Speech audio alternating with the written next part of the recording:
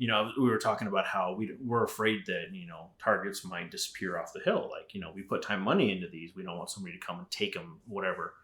And he's like, oh, it won't be the police. And I was like, oh, are you sure? And he's like, yeah. He's like, I actually talked to the cops, and he said they don't want to come out here because we shoot further than they do. And that's music to my ears. You're listening to the Art and War podcast with your hosts, Mitch and Nathan. Mitch is a former airborne infantry squad leader who now spends most of his time coaching soccer. Nathan is a professional illustrator and an avid shooter with a couple of years of Canadian military experience. Together, they run the Seaburn Art page. Enjoy the show. So that it's ready to there we go. Rock and roll. Sponsored by Rain. Yeah, well, my brain starts to stop functioning towards the end of the night, and then thankfully, having to do a lot of gun shows, my mind has it's kind of been like endurance racing for my brain, and especially my voice of because normally, dude, I'm a fucking hermit. Yeah, no, I know that feel. When I talk at length, I'm like, okay, oh my god, I'm strained.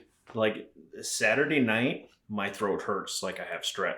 I go to sleep typically at the venue there, and my I'll recover enough to where Sunday morning I can feel it's a little scratchy, but end of Sunday night I'm like, oh my god, I'm coughing and shit, it's really bad. You getting SHOT Show flu, but every weekend at these gun shows? Pretty much. Jesus. Yeah. Boomers tucked away all over the country, coming out of the holes to come and talk. Dude, seriously. And it's always about the Remington or the 270 Winchester or, something else like that. And you're like, oh yeah, that hunting cartridge has been dead for 20 years. Yeah, that one. You should get something chambered in that. No. Let it die. Yeah. No. So yeah. Well, I've been recording some... I kind of had I do like a good cold open. No, that's fine.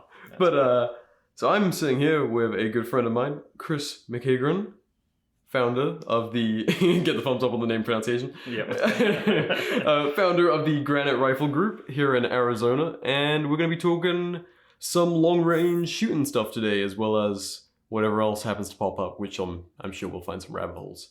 Rabbit holes and schizo rants. I am down. Hell yeah. I know schizo rants are kind of Nathan's thing. But, I have also been dragged to the dark side. It's just your humble narrator BR here today. We're doing an in-person recording since we're local. So you got yourselves a little Arizona shooting episode today. But yeah, thanks for coming on, man. Thanks for coming here and bringing some Buffalo Trace with you. Absolutely. Not a sponsor. Wish they were.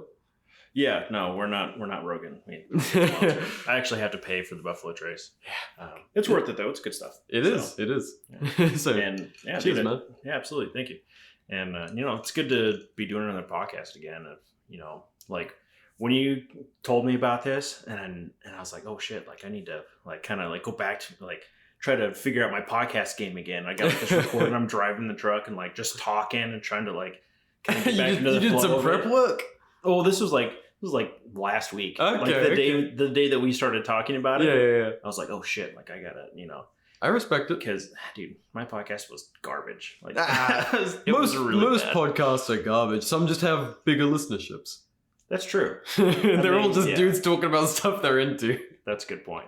Yeah. So the only difference between a good podcast and a bad podcast is audience size and a nice intro.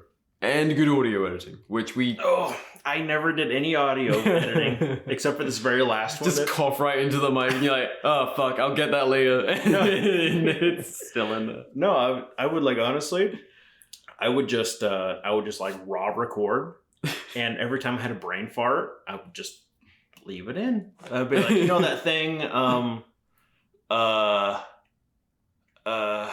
then I don't know why I never took the time to edit it out except for the very last episode. I was stuck at work back when I was still doing security and stuff, and I actually edited out all my, because I was just watching the tracking bar and my, just my dead silence for 30 and then I was seconds. Okay, there's I chopped all that shit out. And then I listened to it and I was like, oh wow, it actually sounds pretty good. That makes a difference. The best part, I never even uploaded it. It's still on my laptop from 6 months ago. You're denying the people. Hey, you know what? Life's a bitch, okay? The people get denied every single day. Well, I mean, it looks like you moved on to bigger and better things. So yeah. Granite Rifle Group. What are we up to? So it's a new company. It's not well, I shouldn't say that. Actually, it's a pretty new concept as well, for myself, of bringing the people a turnkey rifle solution so that they can actually get into long range shooting without the massive headache and budgetary strain of doing so. Yeah, and asking a million different people like recommendations, getting a million different answers. Yeah, if anyone who's ever been interested in long range shooting has I guarantee they've gone on either YouTube or the Google machine and be like, what is the best long range scope? And then you have 4 hours worth of like rabbit hole information based on people's opinions. And it's like, the people are retarded. They are.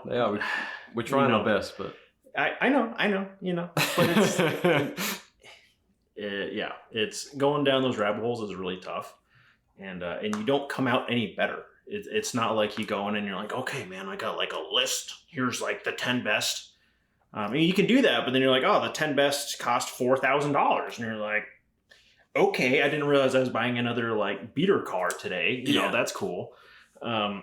So it's really tough to do. And I went through that myself doing, building. I started building long guns. I didn't realize that I was starting building long guns. I just was like, hey, I kind of want a bolt gun again. So then I bought a bolt action rifle, and it was a Savage Axis 308. I bought it from Walmart, and I don't even remember when this was. It's like right when my son was born, so probably about 6 years ago or so.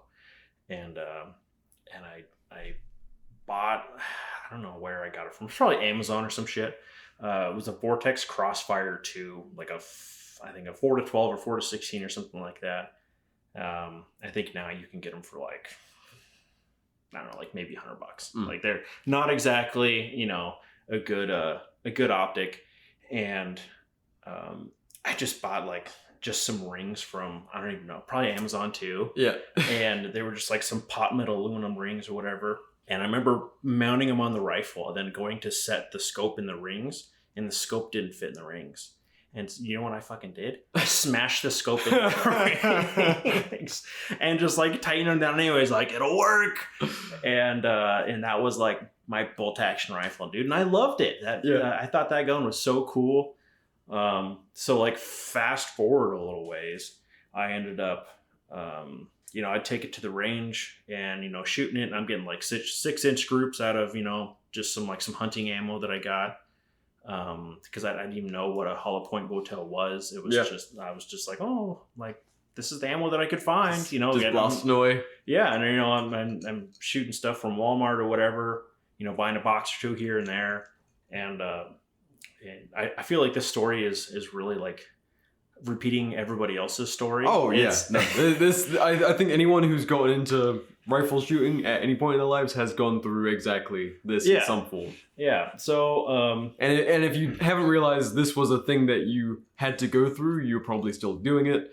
And bless you. Let's hope by the end of this episode we'll help you out a little bit. I hope so. But stay on the path, young Padawan. Yeah, absolutely. There is hope. There is. We'll laugh at you now, but it's with love. And you will look back and laugh yourself. And so yeah, man, I had the rifle for a while, and I didn't really do anything with it. I went back to kind of carbine stuff, and I still have quite a love for carbines, ARs, and stuff like that. Yeah. Just because of like time in the Marine Corps and stuff like that. I got this like hankering one day, and I was like, I saw it on it was on a Facebook group. It was an ad for the Arizona Long Range PRS match. And I was like, whoa, that sounds like cool. So I go and I'm checking out their Facebook page and whatnot. And I was like, dude, this looks pretty fun. Like people are like shooting and like off of like stuff. Yeah. And, they got like these big, cool looking guns and whatnot. And so I wrote the page, and I was just like, hey, I'm kind of interested in doing this. Like that, I explained my gear that I had, and I was like, can I do this? And they're like, yeah, sure, come on down. First off, lie. they were like, yeah, we'd love to see you try it. Yeah. So I show up and I didn't realize I was bringing my Prius to the drag strip, like with 3 flat tires. And so I get there, like if you looked at the match description, they said, you know, they'd be shooting from 100 to 1,000 yards. And you needed and there was a little more information in this, but had you shot this Savage out? Like, what's the furthest you shot it out to? I think that's a good question. Probably no more than 200 or 300 yards. So you showed up brave. Yeah, I mean, I knew I wasn't going there to compete. I was just like, hey, let's check this out. I was curious, right? And so, yeah, man, I showed up and I had several different boxes of ammo, not even all the same brand. And I had, this is how bad it was, dude. I showed up with a bag of fucking 308 ammo. It turns out it was Lake City. It was Lake City ammo, and it was probably 147 grain, ball ammo, right? It's a full metal jacket, projectile, and I had no idea what it was. I had the match said I needed 80 rounds, and I had 75 of these things, and somebody gave them to me. I didn't buy them. Probably didn't zero your scope with them. No. Why would I do that? I zeroed my scope with a different hammer, after mashing it into the... after smashing it with the hammer. Not literally with the hammer, but literally forcing the scope down into the rings, right? So I zeroed with whatever hunting ammo I had. And then I was like, okay, I'm ready. Then I took this bag of ammo I'd never even shot before. I just knew that it fit in the chamber. And I was like, it'll work. I was I'd hold up the 2 different cartridges and be like, okay, this one's 308. I'm pretty sure this one's 308 too. It looks exactly the same, and it fit in the gun, and I was like, okay. Yeah. And that's what I took to the match, dude. I was extremely what's the word here? Extremely naive, if you will. Yeah, It might be a good I'm word sure it for was humbling. So anyways, the match description was saying that I figured that we were going to start at 100 yards and we were going to scoot back because it was 100 to 1,000 yards. And I knew I wasn't going to shoot 1,000. I wasn't concerned about it whatsoever. Yeah. Because that's how the Marine Corps does things. You start out close up and then you scoot back at rifle range, stuff like that. And so that's just that was my experience. Did you have your marksman ribbon from your time? No. I first off, son, excuse me. I was a 4-time expert. Oh, okay, so all right. So you were looking at this 1,000-yard competition maybe. I was just going to have fun. Yeah. I wasn't trying to compete whatsoever. But yeah, I was. But I mean, fun. You're shooting thus far. You were like, I'm a good shot. Yeah, I knew that I was a decent shot. Mainly more of carbine stuff. In all honesty, I still like an M16A4. That's a cool gun to me. Yeah. I would definitely build it a lot better now. I would definitely change some things on it. But as far as I have kind of a Mark 12-ish build. You've seen it. Oh yeah. It's got the A2 fixed stock on it. You still got a bird cage on there. Matches your size. Yeah, it matches my size. I don't like M4s. I think they're too small. I'm a big dude. So I like having. To me, that feels right in my body. That's what my body knows. So I wasn't I knew that I could shoot, and I still do think that I have a natural ability to shoot, not to a match national match standard or anything like that. I think for some people it clicks. That's how I feel about shooting too. Yes, yeah, I feel that it clicks too. A weapon feels very good in my hands. It feels. When I pick up a rifle or a handgun, I just my body knows what to do. I feel that I feel very comfortable with weapons. Other than swords, I don't. I mean, I've never really fucked around with swords. That's not really my thing. But you pick something up and you're like, oh yeah, this is mine. You connect with it. Yeah. I do that with rifles. Handguns, pretty more so than most people, but rifles is a different story. Yeah, I'm as a European definitely a rifleman. Pistols, we're still working on that. Yeah. Good fucking Christ. Yeah. So yeah, man, I went out there to that match and I showed up And I was looking around and I was like, dude, these are some crazy looking guns. I've never seen anything like them before. And we got divided up into our parties, or excuse me, our teams. I can't remember what they call them. The word is escaping me at the moment. But essentially, you'd break up squads. There we go. Duh. You take the whole group of people, break them up into squads, and there was like 7 or 8 stages. So you'd have like maybe 10 or so people per stage, and then you'd like round robin through the stages. So everybody. So the very first thing that I had to shoot was shooting offhand off of a roof at 680 yards with this 12-inch steel plate out there, and I was like, whoa, like, hey, pump the brakes. Can I just do it prone first? At like half the distance? It was prone, but again, it was like off a roof. It was like a small scaled up roof. Yeah. And so I'm shooting offhand. So I'm shooting left-handed, which I've never done before with a bolt gun. And I was just like, okay. And I just kind of went into like what I like to call like gunfighting mode, where like you kind of stop thinking about shit and you're just slamming rounds out there. And I just started slamming rounds out there. And I actually got a hit off there, and I couldn't believe that I actually got a hit.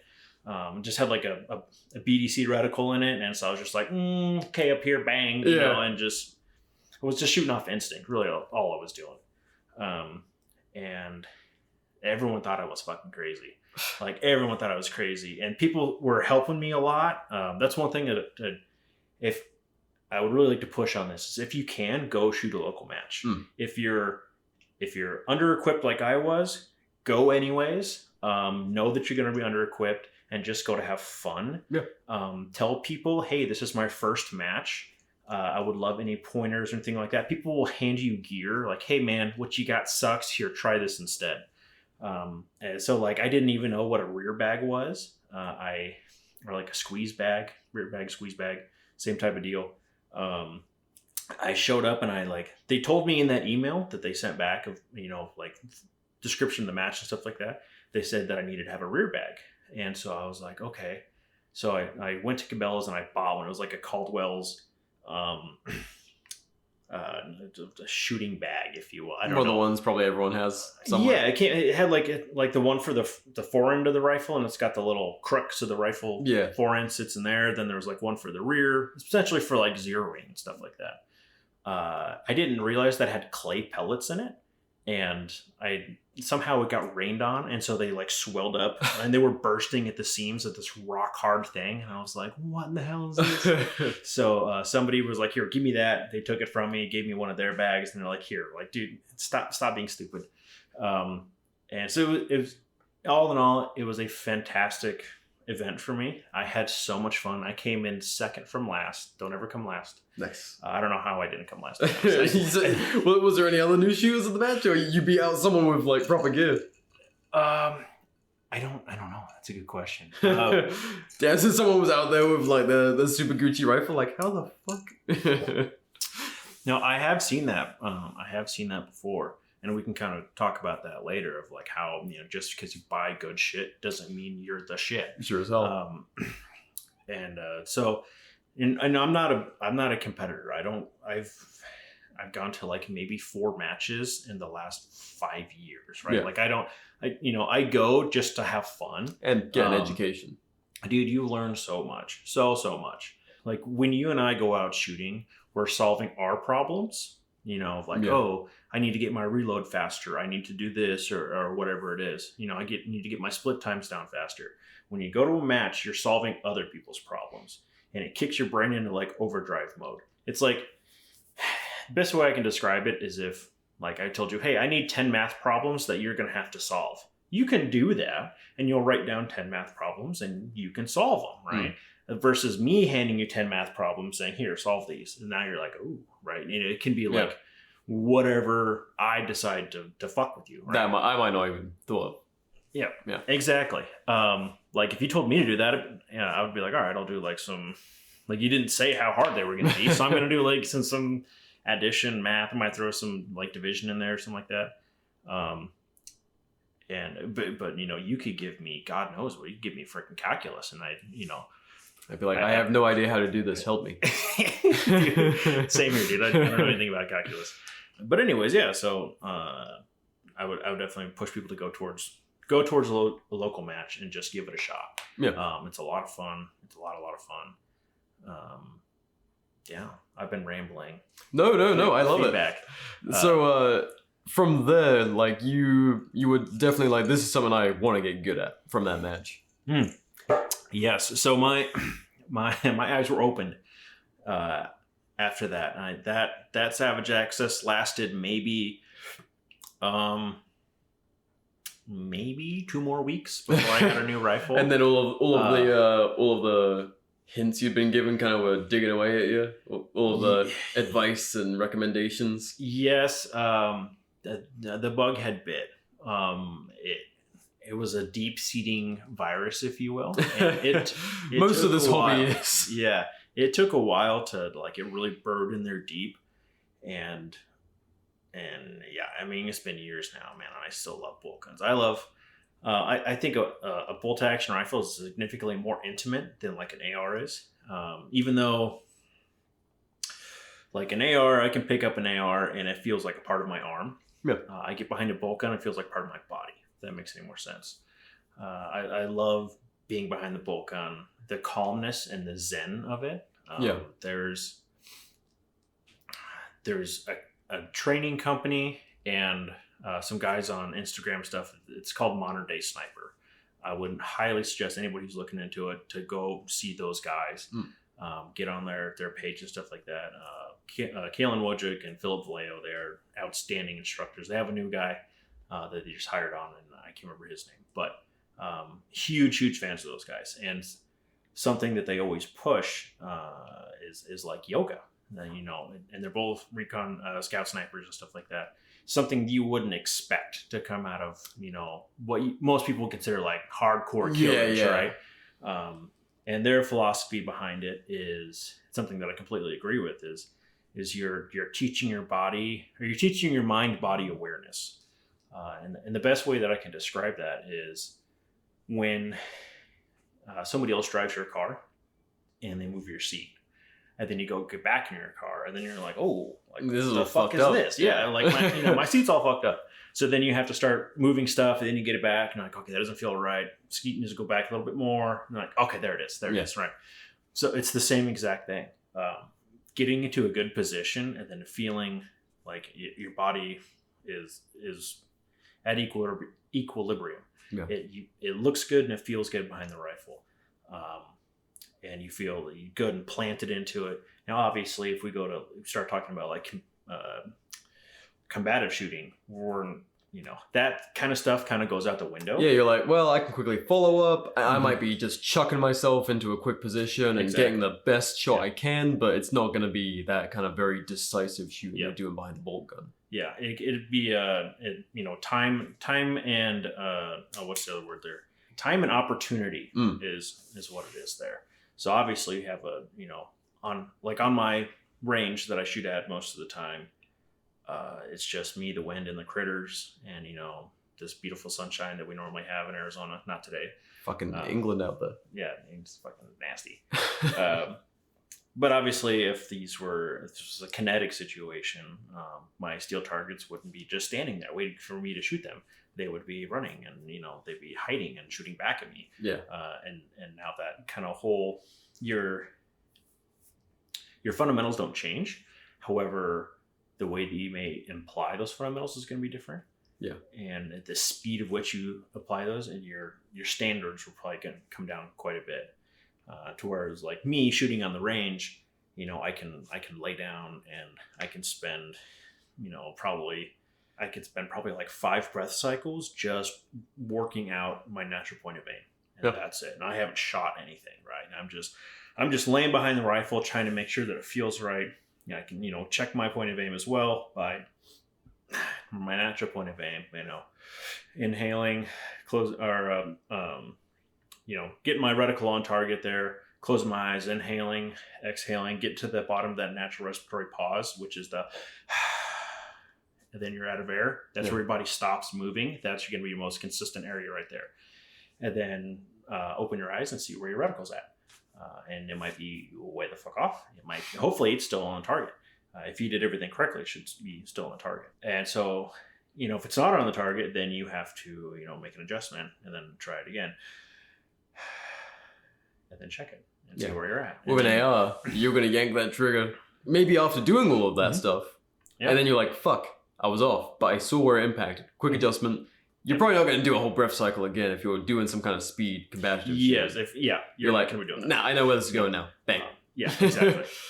So then that's going to be like, the difference between like range shooting, where I can go as slow as I want and take as much time as I want, versus a combative shooting where that's going to be very, very different.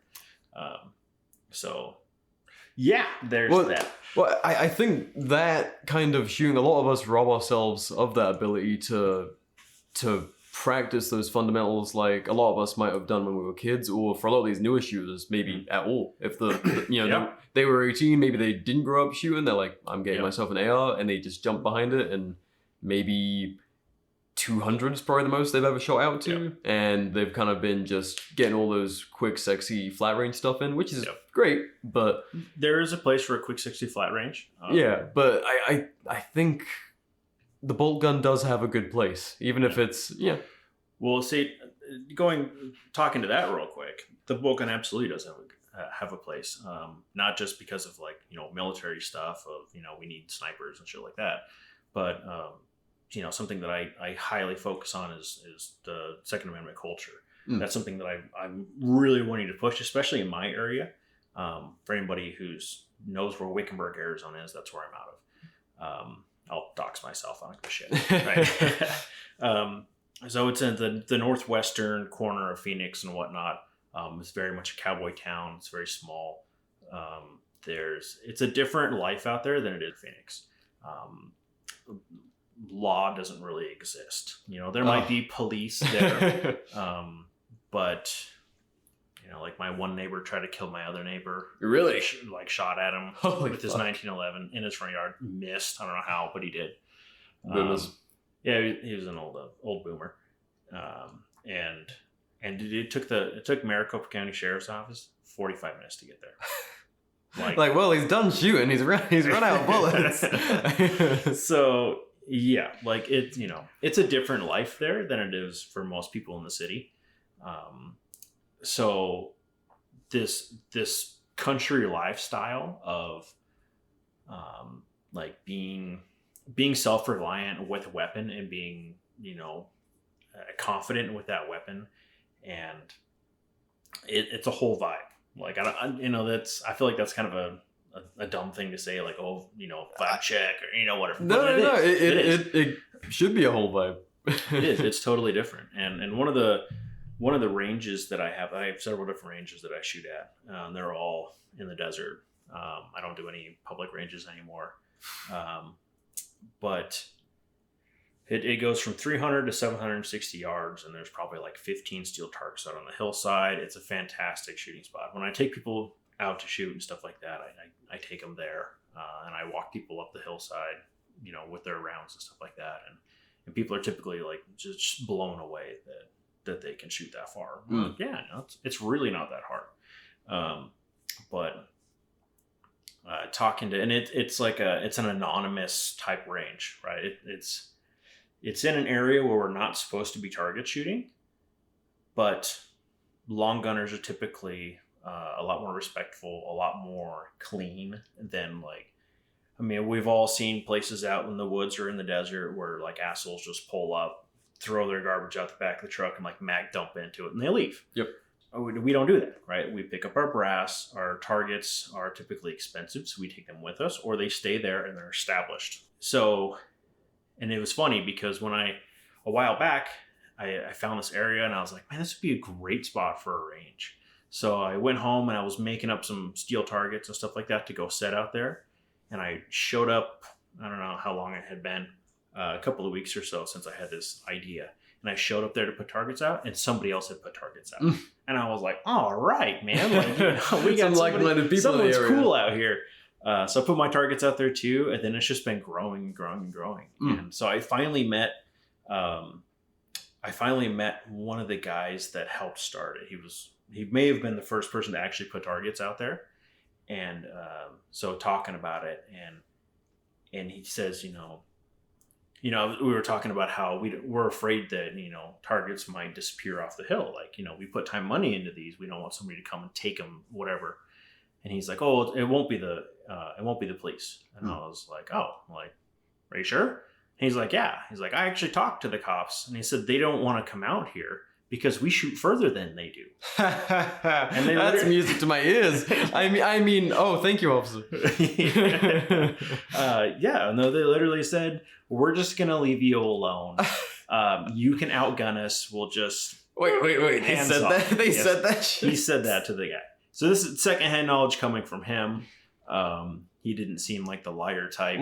And it's true. I mean, if you look at, like, your average cop, right? They might have a patrol rifle, which is an AR. They might qualify. They probably qualify on it every year.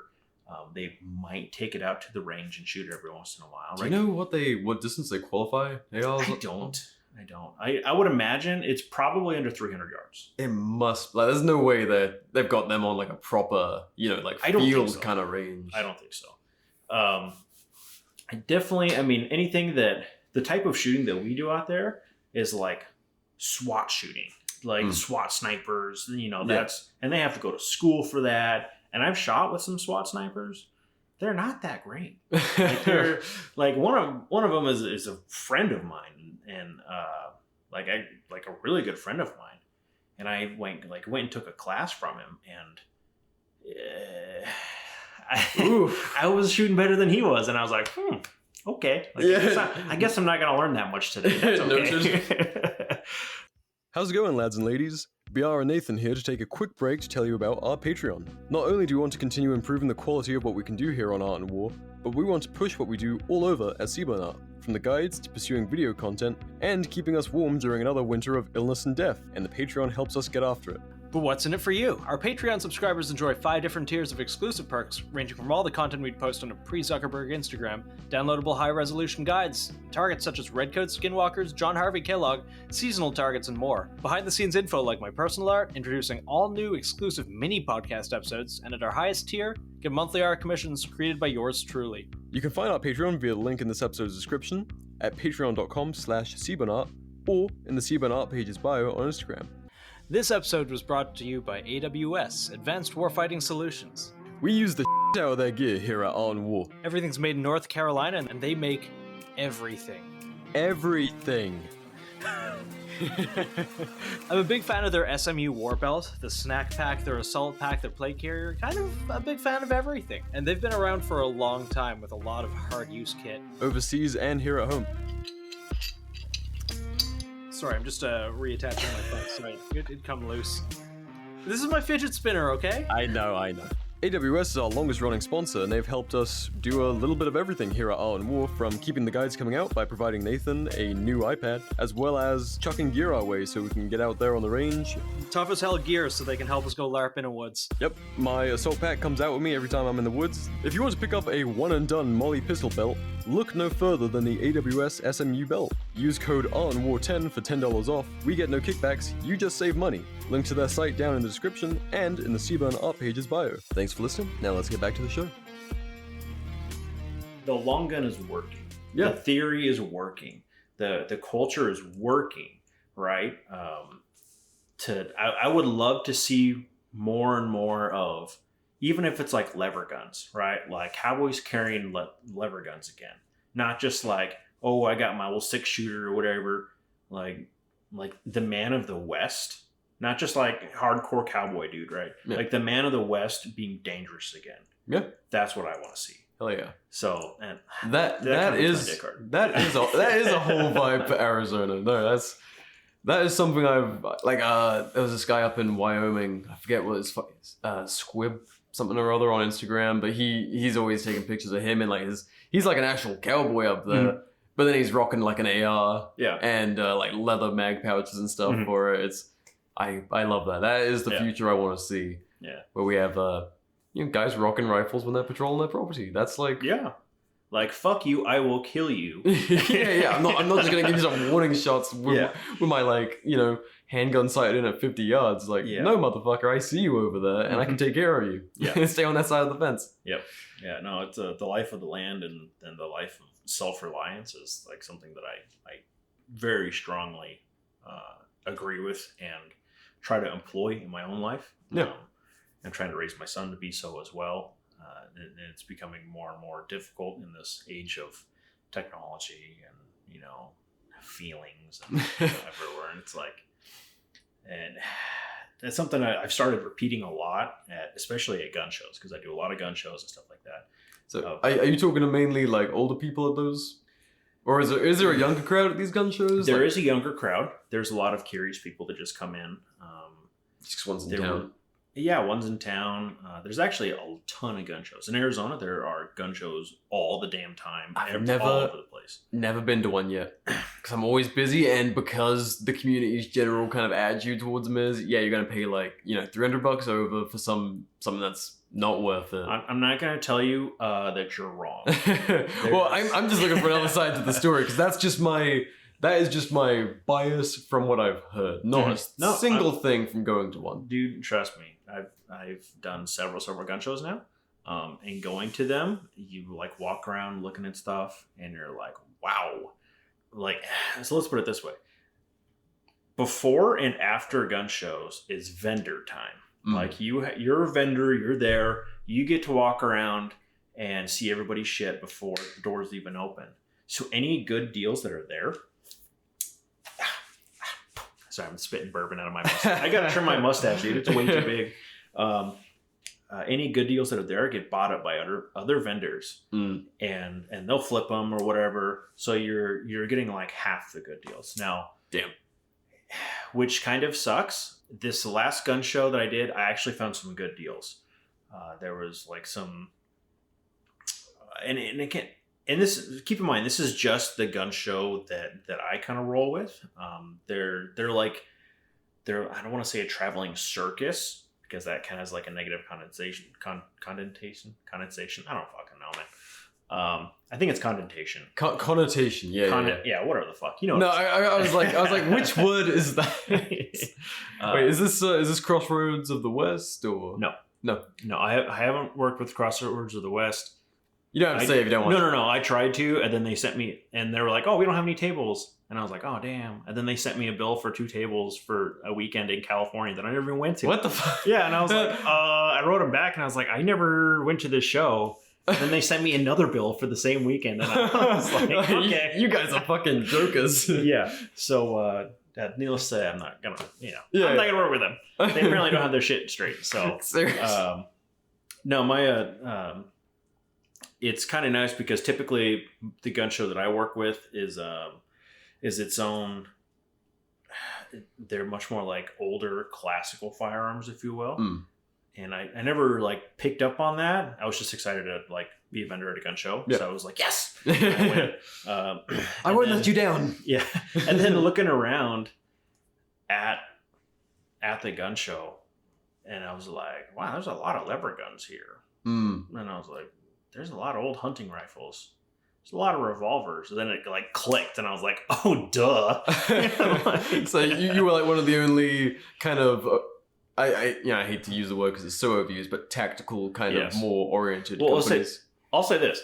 I am the only realistically tactical person there. Yeah. There are tons of people that will slap the word tactical on anything. On your 6-shooter from... No. I'm talking like some garbage unmarked AR that like everything is like Chinesium on it. Oh. And they'll like red anodize it or blue anodize it. And it's garbage, just crap rifle, right? Yeah. And I used to shoot PSAs quite a bit, right? I like below that. Yeah. Garbage. And like they sell them to like homeboy that walks in that thinks that's fucking cool, man. Like, oh my god, dude, look at my blaster. Yeah. And they'll charge him like $1,600 for this gun, and I'm like, oh my god, like what? Hey, we've all done that. We've all made mistakes, whatever. But so that's one thing that I do not do with my company. I will not have the fucking stomach for that. I've screwed myself out of several sales because I'm gonna be fucking honest with someone. And because I don't know, I'm not gonna do that. Yeah, that's horseshit to me. So like even this last one, I was walking around. After once in a while, you get bored and you get tired of staying in there, so you gotta like walk around, get the blood flowing back in your legs and stuff. And so I walked over to one booth and they had like a bunch of, it was like a big like an AR parts kind of vendor. Yeah, they just had like just a mishmash full of parts and stuff. And so walking around and I see this like what I thought was a mall first, right? IR laser illuminator and stuff like that with the pressure pad, and I was kind of like, oh, what the fuck? And amongst this guy's yard sale. Yeah. So I stop and look at it. I'm like, oh, that's not a mall. Like, I don't know what that is, but it's not a mall. And so picking it up, and it was like Sniper brand or something like that. I'm like, oh god. Okay, one of these. Yeah, one of those.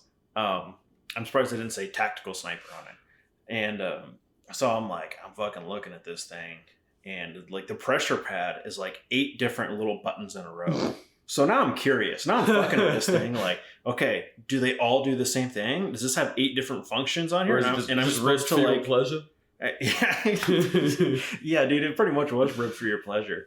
And so like you ask the lady, and you're like, is there batteries? And she's like, oh yeah, go ahead, play with it. And I was like, okay. So I'm like pushing the button, and then it turns on. And I'm like, okay, so we have like a 3-second delay. Like, that's real momentary there, pal.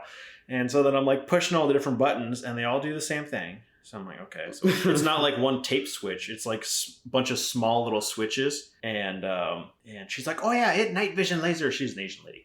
Excuse my terrible. You're like, oh yeah, okay, yeah. Sure. Yeah. Excuse my terrible accent. But she's like, yeah, it's a night vision laser and stuff like that. She's like, for night vision, Navy SEALs and stuff. And I was like, oh, okay, one of these. I need one of these. Yeah, and I was like, okay, all right. So I'm looking at the switch on it, and it has like G, W, or GL and like both or something like that. So I'm like, okay, G, and I'm like pointing it on the ground, and it's just a green laser. And I'm like, okay, this is a green visible laser. This is not a fucking IR laser. And then, like put it to the L, then it's just like this medium light. It's not, like it's a white light. It's like pretty garbage. And I'm like, okay. Turn it over to the other one, like they both turn on, and I'm like, okay, this like, and again, all of it with like a 3-second delay from like button push to actually it occurring. And I'm like, okay. They sell this thing for like $300 or something? $199. $199. $199. She's like, oh, you interested? And I was like, no. And I was like, she's like, oh, why not? I'll make you a deal. Come on. I was like, no, I like that's my table down there. I do bolt action rifles stuff. I don't have any need for lasers. She's like, oh, okay. Tell your friends. You're like, oh yeah. I was like, I will. Yeah, tell my friends. So I mean, like everyone's look, everyone there is extremely nice. Everyone's out to make a buck. Okay. Sometimes people get shitty with that. Anyone trying to tell you that they're not trying to make a buck is trying to sell you something, right? So I'm gonna be upfront. I'm trying to make a buck. Yeah. They all are too, right? And again, like I completely base my company off of ethics and honesty. Yeah. Trying to make a difference. Trying to make a difference, dude. So, what does Granite get out of these gun shows then? If you're amongst, I sell scopes. Well, okay, that's the main thing. Then also kind of advertising. Mm-hmm. So my thing to kind of steal this from, I didn't intentionally steal it. I'm stealing the verbiage from TRX Arms. That's right. It's like equip and educate. That's what I'm trying to do. Obviously, equip because that I want to make money, but educate because I'm trying to push culture. Yeah. And I want to do both of those things at the same time. I do not and will not just shove somebody a rifle and say, here you go, fuck off. Yeah. Right? Like I made my money, eat shit, right? Yeah. No, I saw what's his name? Is it Patrick McCarthy or something? One of the local recoil guys? Oh, yeah. Patrick from Recoil Mag. He's one of the editors there. Yeah. I saw him, like, because I follow him individually before I saw him talking about you, but he popped up and I saw him with like out shooting with you and talking about how you would not only, sell someone a rifle, but also actually take them out and help them get it set up. Yes. So if they're local. Yeah, if they're local. Flying out to Arkansas to help some dude. If you're going to pay for my plane ticket and my time off, then sure, man. But no, so what my company is doing is building precision bolt action rifle kits, right? It's a complete rifle system out of the box, ready to go. I brought one in so that you could take a look at it. And we kind of messed up and should have looked at it before we started, but it's okay. We can pull it over in a second. But so it's a complete rifle system, has a 3-chamber brake on it. It's got a 6-position, 8 to 12-inch bipod on it. They come with bull barrels. Well, not necessarily. Different barrel manufacturers have different names for their barrel profiles. It's a heavy profile barrel. We'll call it that. It's because typically like Schillen barrels, for instance, a bull barrel is a 1-inch thick barrel from the breech all the way to the muzzle. And that's to help it like mitigate heat, right? Mitigate heat, rigidity. It's more mass means less barrel flex, and so. Well, no. I mean, this is are we getting ahead of ourselves? No, but this is something I try not to like. I don't want to lose people on this, right? Because the next words out of my mouth are going to be barrel harmonics, and people are like, nope, it's way over the head. All right, we'll keep this shit simple. Yeah, there's a shit ton of science that goes into a barrel. Yeah, and metallurgy and all that stuff, and like I said, even harmonics, right? So that's something. That's another problem with the bolt action scene right now, is that like, you know, you either have people who don't know anything or people who know way too much and try to tell you things about like, oh, your barrel needs to vibrate this way. Yeah, and people are like, what the fuck? I just want to go shoot that piece of steel over there. Or I have a big ranch and need to like, I need to be able to shoot assholes far away. I don't care what my barrel's doing. Like, okay. So I try to like really kind of keep it wave tops for people. So okay, the barrel has been considered. Yes, and there are good reasons it's thick. Good yes. Girth is good. Yes, thick with 2 C's. Ooh, not quite 3. That's too heavy. If you want 3, then I can get you a barrel with 3 C's. But typically, barrel with 2 C's. That's how you gotta list them. Do just fine. Then it comes with an optic on it. It comes with a mounting solution. It comes with a rail on there. It comes with magazines, and it also gets tested before I lose my shop. If the rifle's not shooting 3/4 minutes or better, then it's not ready, because the rifle manufacturer that I use, Howa, they guarantee 1 minute angle or better. So if it's under that. If it's not performing well, I can send it back to them, and it's not going to cost me a whole bunch of time and money. And part of the reason I can keep the rifle kits so affordable is because I'm not doing any gunsmithing on them, right? Like we're not making you custom actions. If you want a custom action, there are tons of people out there that can go make you custom action, and you're going to pay through the nose for it. Yeah. Granted, it's going to be a beautiful machine. It's going to work great, right? I'm not going to turn a barrel for you. I don't have the time to do that. And if I did have the time, then you'd be paying me for my time, and it's going to be very expensive. And that's not what you were setting out to do. No, that's not what I'm trying to do, right? There's tons of people out there. If you want a really nice custom gun, there's tons of guys out there that can do that, right? And they put out a phenomenal product. Places like Stratton Custom Rifles, gorgeous, right? God, I have like a list of like all the Instagram handles in my head, and I can't think of them. Well, I mean, there's so many good places to get a beautiful bespoke bolt gun from. Yep. But I was just chucking one together before you came over here on your site. Mm-hmm. I was like, I think like one of the more basic packages, but with everything that you just described, it was like $1,750 for like a complete distance rifle. I would suggest people not go to the website, because the website's kind of messed up right now. Okay.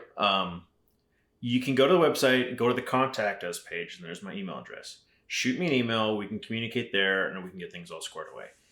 Do not try to. I gotta take the buy option off of. Just list the details. Just list the details. Yeah, I got in trouble with Squarespace because they found out I was selling rifles. Oh. It's their terms of service bullshit and whatever. So yeah, just don't fuck with that.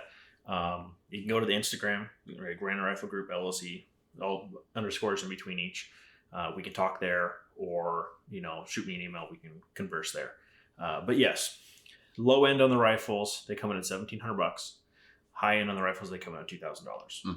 There is a special order rifle, which seemed to actually be quite popular, which is a 300 Winchester Magnum. It's a big boy gun. That'll check a plate. Yes, it's a big boy gun. Those ones come in at $2,500.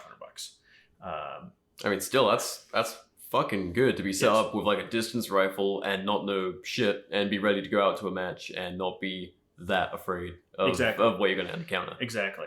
And that's what I'm really trying to do is help people, get set up. Like I like to say to people, we swipe a card and we can shoot steel in the same hour, right? It comes pre-assembled.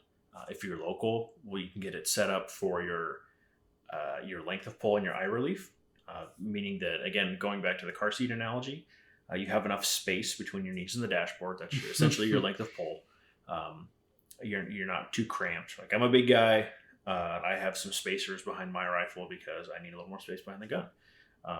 And your eye relief is essentially making sure that the light comes out of your diopter lens, which is the very back lens on your optic. Ooh, there's a Buffalo Trace. Yep.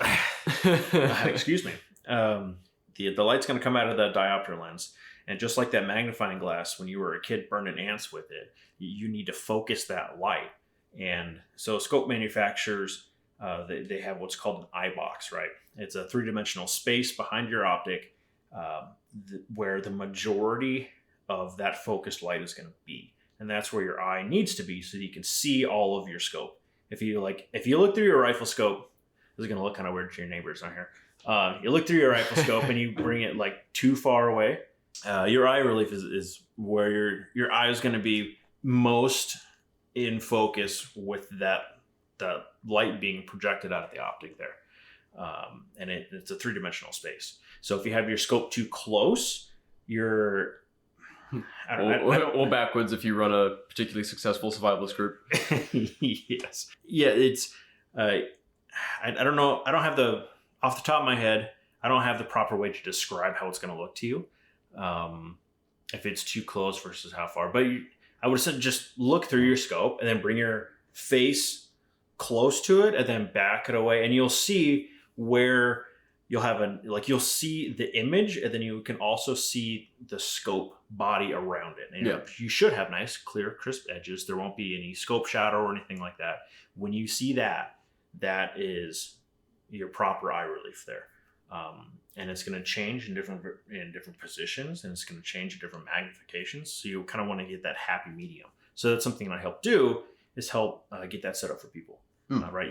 You just paid a bunch of money for this optic. Let's use all of the optic. Yeah. And not have it all fucked up. Right.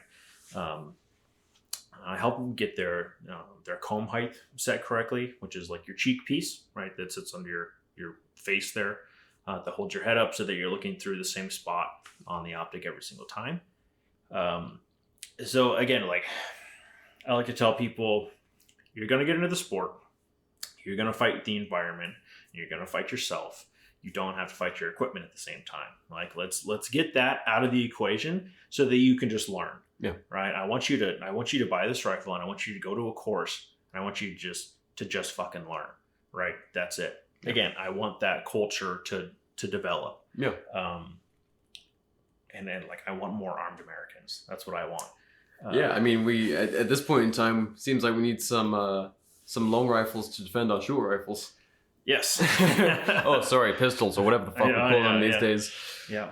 But no, I think long distance shooting is something that has definitely been lost as 2A culture has been kind of shoved into a smaller and smaller box by both, laws and control as well as ourselves.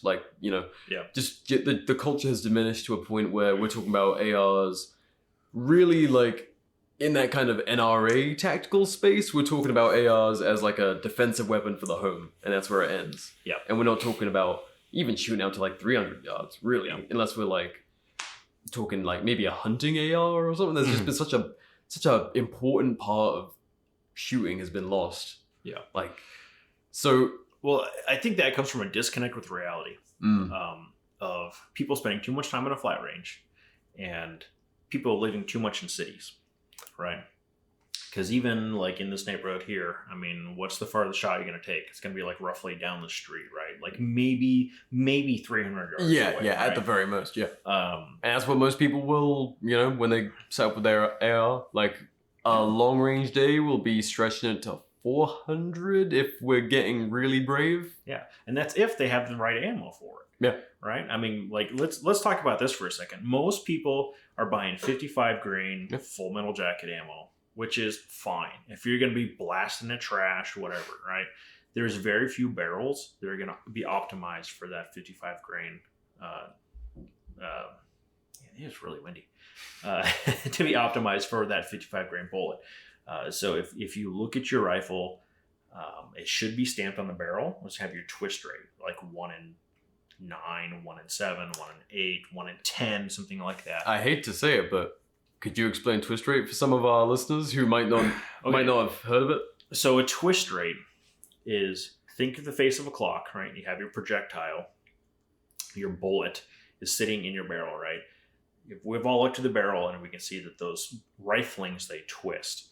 So say 1 in 7 means that bullet is going to complete a 360 degree rotation in 7 inches. So if you see, theoretically, I think I'm getting this correct. Believe it or not, I'm not an expert, right?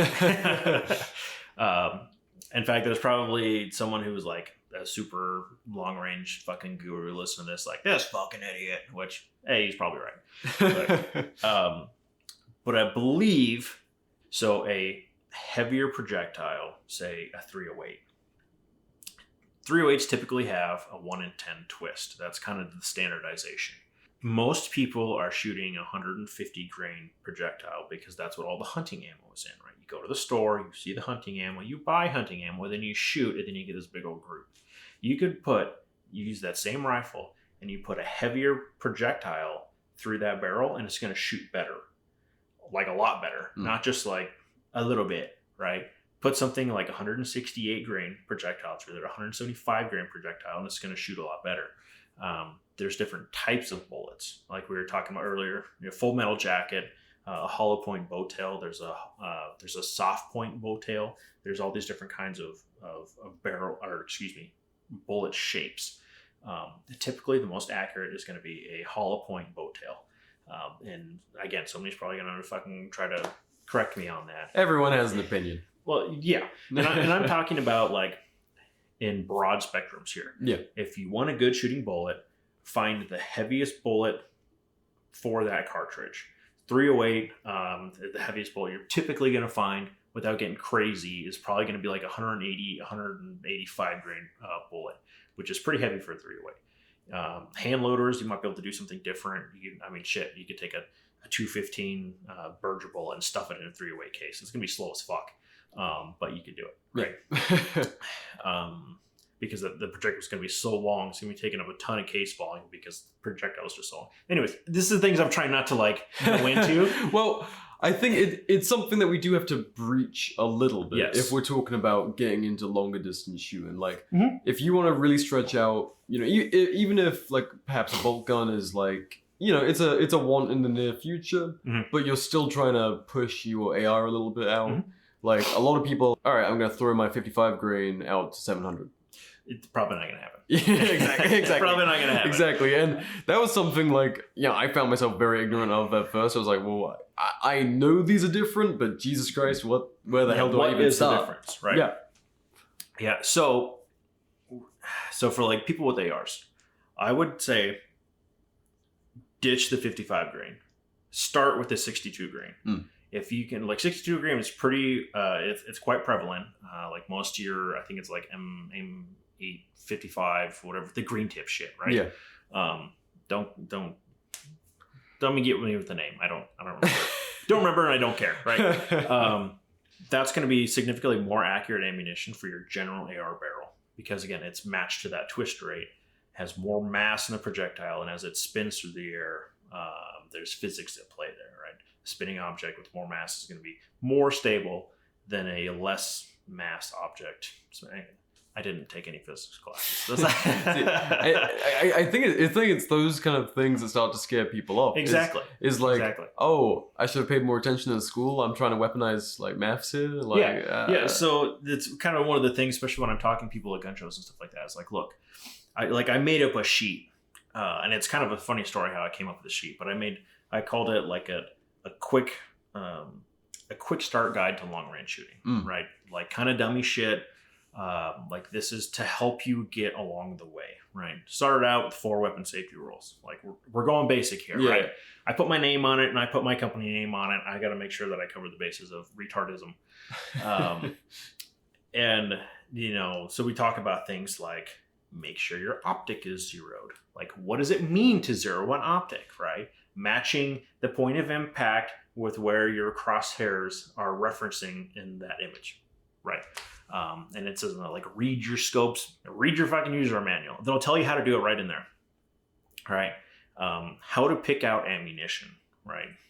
So it goes through looking at the grain weight of a projectile, different types of projectiles. Like, hey, I use the 308 analogy because 308 is extremely common, and I typically push people towards the 308 when they're talking about rifles, and we can get into that. But like, hey, these are the things to look for on a box of ammunition to tell you the things that you need, because there's lots of information on there, and people don't even just grab it and like, oh, this one's $25.99 and this one's $19.99, so they grab that one. I can't think of many people these days who buy ammo based on the information on the box rather than the price on the tag. Yes, and I understand. Yeah, right.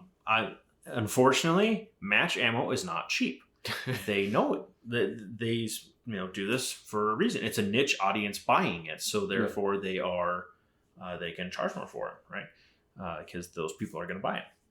So going back to ARs, start with the 62 grain. You could try something like a 69 grain. Nice. Yeah. Yes, a 69, something like that.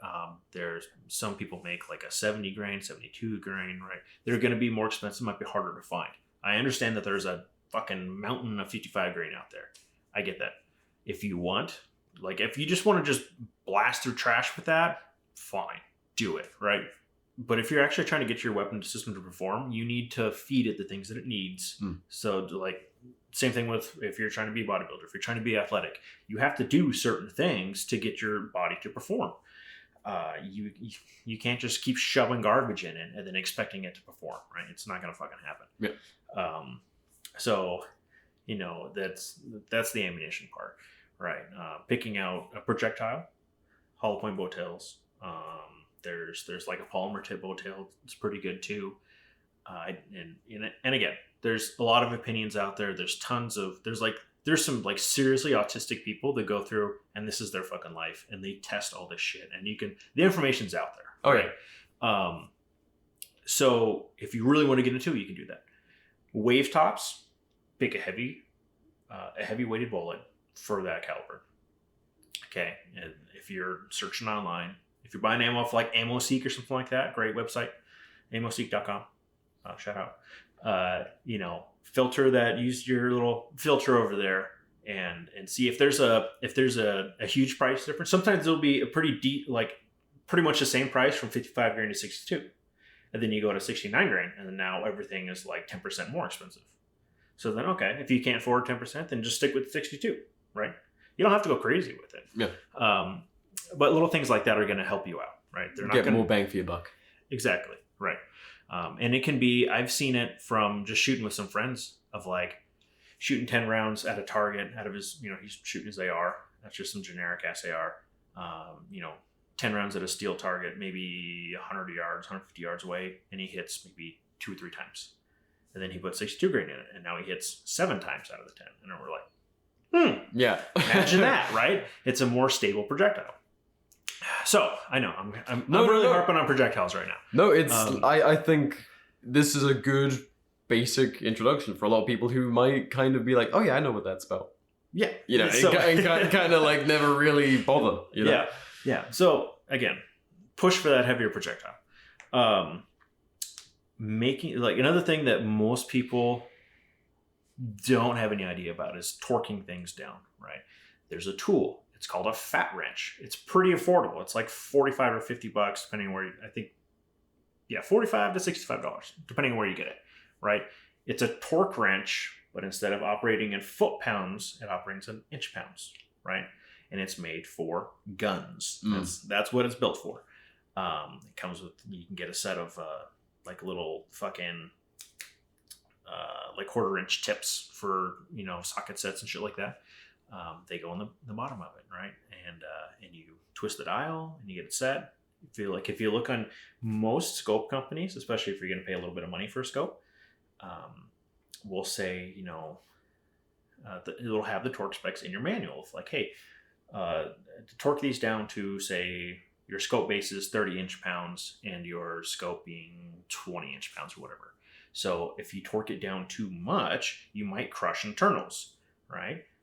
If you torque it down not enough, it might slip around and move on you. So you want to make sure that all of your screws are torqued down to the correct torque value. It's pretty simple. Yeah. But really what that's doing is it's putting equal forces on your equipment, and a scope is just aluminum. It's aluminum and glass. That's all it is, right? Some springs and a fucking couple of screws. That's it, yeah. Right? If you start cranking on that bitch, you're probably going to break something, or you're going to bend it, right? It's like you could probably take a scope and fucking break it with your hands if you really wanted to, yeah. Right? They're not super, super robust. Some are, but you're going to pay a lot of money for those. Well, these are, precision tools. Even if they're built for like combat and stuff, they're still precision instruments. It is a precision instrument, absolutely. So you want equal forces on everything. And we know for a fact, probably like 80% of people's optics are not tightened down to spec. They're tightened down to like... I'm going to say like 98% aren't. That, I was being kind, but no, you're right. You're right. Yeah. That was a big drink of whiskey there, or bourbon. So It's saving some for later. Yeah, I'm like... You got the tombstone thing going on. One for me and one for my little buddy. Yeah, spitting bourbon all over the place. But yeah, so like these are some of the things that are going to really help people out in the long run. Have your projectile, making sure shit is torqued down, having a good position, a good constant position, right? Having a good natural point of aim.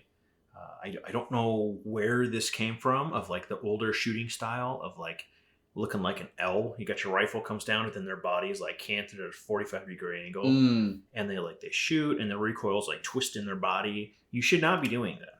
You should not. What you should be doing is a very again, Wave Top's explanation for a good prone position. Your rifle should be as close to your collar. You're like, if you're, what is this? This is a collarbone, clavicle, I think. Like right at the base of your neck, right? Where your collarbone comes down to meet the base of your neck. That's where your buttstock should be, right? You want it as close to the center of your body as possible, so that when you shoot, that recoil is getting deposited into your whole body, right along your spine, and it gets dispersed throughout your body versus on the edge of your shoulder where it's going to like twist and rip and, you know, and this has more to do with like larger calibers. Like if you're just shooting 22s, you're probably not going to see it. You start shooting heavier calibers, you're probably going to see it. It's going to affect your follow through. And that's another thing. Again, we'll leave that alone for now. But there's such thing as follow through, just like in golf. That's really all I'm going to say about it. Well, okay, I'll say this. Going back to the Zen comment earlier, right? You want to be calm and collected, and as you want to be dead behind the rifle, right? So that, you know, you run your bolt, get your good position in there, take your breath, you got your rear bag in a good position there, nothing is moving. You and the rifle are not moving whatsoever. You put a little bit of pressure to that trigger, you break the shot, and your finger stays where it's at, or it follows through, and you pin that trigger to the rear. Allow the rifle to recoil. Then you come back up.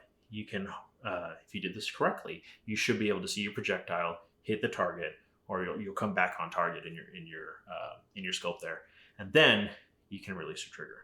Right? That's something that most people, and this could be a pretty quick process, but most people like bang, and by the time that the rifle goes off, their fingers like flying off the trigger and stuff like that. Yeah, bad follow through, right? Well, and a lot of people, the first time they might ever be behind a bolt action, they're firing, and then they're immediately looking at whoever's teaching them, like, did I do it right? And you're learning bad fundamentals from there. Yeah, or something else I've noticed a lot is people will shoot and then they look up above the scope. As if they're going to get a better sight picture. Yeah, like, did I get the target? Yeah. I don't know. Why don't you look through the magnified optic that's in front of your face where that was already looking at the target? Yeah. Like, no, I'm going to peer up above the scope and look at the target 500 yards away. That's a foot across. Like, just stay behind the damn gun. Keep your face on the gun. And these are things that take time. There is no way to cheat time on the gun. Well, it's with precision shooting like this, it's all, like I said, it's zen and patience and like a lot of discipline. Yes. What I like to say. I actually wrote it on my armband that I has my data and stuff on it. It says, find a piece so that you can bring chaos. Right? It's you want to find peace behind the gun so that you can create chaos for someone else. Right? Yep. Ambush initiated by sniper. Yeah. So, these things. A really good saying that I like. This one comes from Kalen Wojcik, again, Modern Day Sniper. It says, everybody wants to learn the tricks of the trade without learning the trade itself. You got to spend time on the gun, which is why I push people towards the 308. It's gonna teach them more about recoil. Hold on, let me back up a little bit here.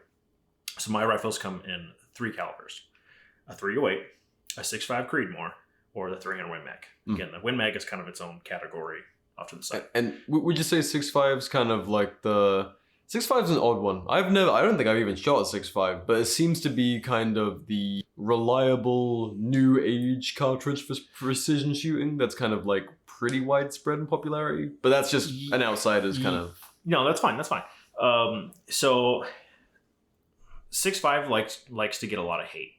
And I like to hate on it too. In between shooting it, I like to hate on it, and then I shoot it and I'm like, oh fuck, that's pretty good. Right. So it's like a dirty little little secret. Yeah, like I like 30 cals. I like shooting 308s, right? I have a connection with that cartridge. I really like it. Is it different enough? I don't know. Is it different enough from 308 to kind of like, if you already had 308, does it do anything different? Or does it do anything so better? You're shooting it's a higher pressure cartridge. Which probably means absolutely nothing to most people, right? So it's a 308. Think of a 308 cartridge, right? They necked down. They took the mouth of the case where the bullet goes, and they made it smaller. So instead of it being a .308 diameter projectile, it is now a .264 diameter projectile. So it's smaller. Everything else about the case is like essentially exactly the same.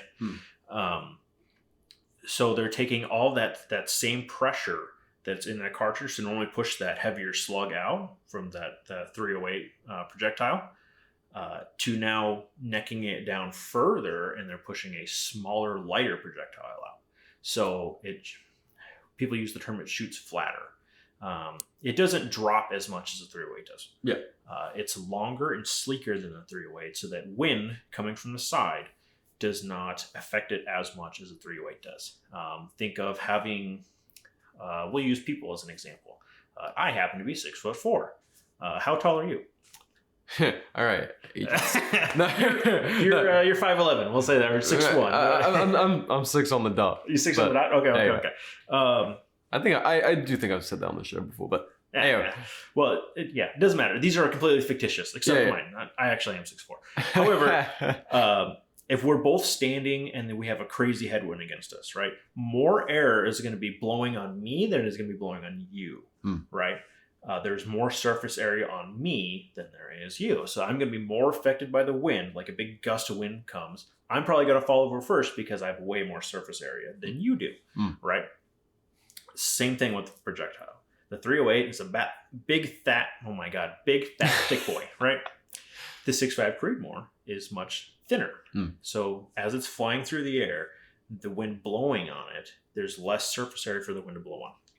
So it gets less affected by wind. It's an inherently accurate projectile. It's a good cartridge. It's a great cartridge. So that's kind of like a lot of damn near everyone's shot 308. Yes. basically everyone knows what it is. It's been around forever, and probably how proliferated it is like a big attracting thing for people who would want to shoot that. But if you're not worried about that, 6.5 Creedmoor might be a tiny bit more attractive. So I'm probably gonna piss some people off. I'm forcing you into controversial territory here. No, it's fine. Because I have to have this conversation with a lot of people. This 6.5 Creedmoor is going to perform better than the 308 at certain distances. There's kind of the asterisk here. And again, I'm not an expert. There are ballistic experts out there that have all this fucking data and stuff like that. Right. Here's what I like to say. Within 500 yards, the 308 straight fucks. Right? It will crush whatever you shoot at it with. Past that 500 yard mark, we start to see, the 308 has a heavier projectile. Right, we're talking about 168 grain projectile out of 308. That's what I like to shoot.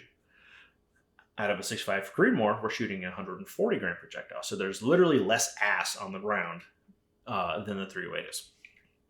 Okay, but as that bullet is flying through the air, the 308 is bigger. Right, all the way around, it's bigger, has more air blowing against it.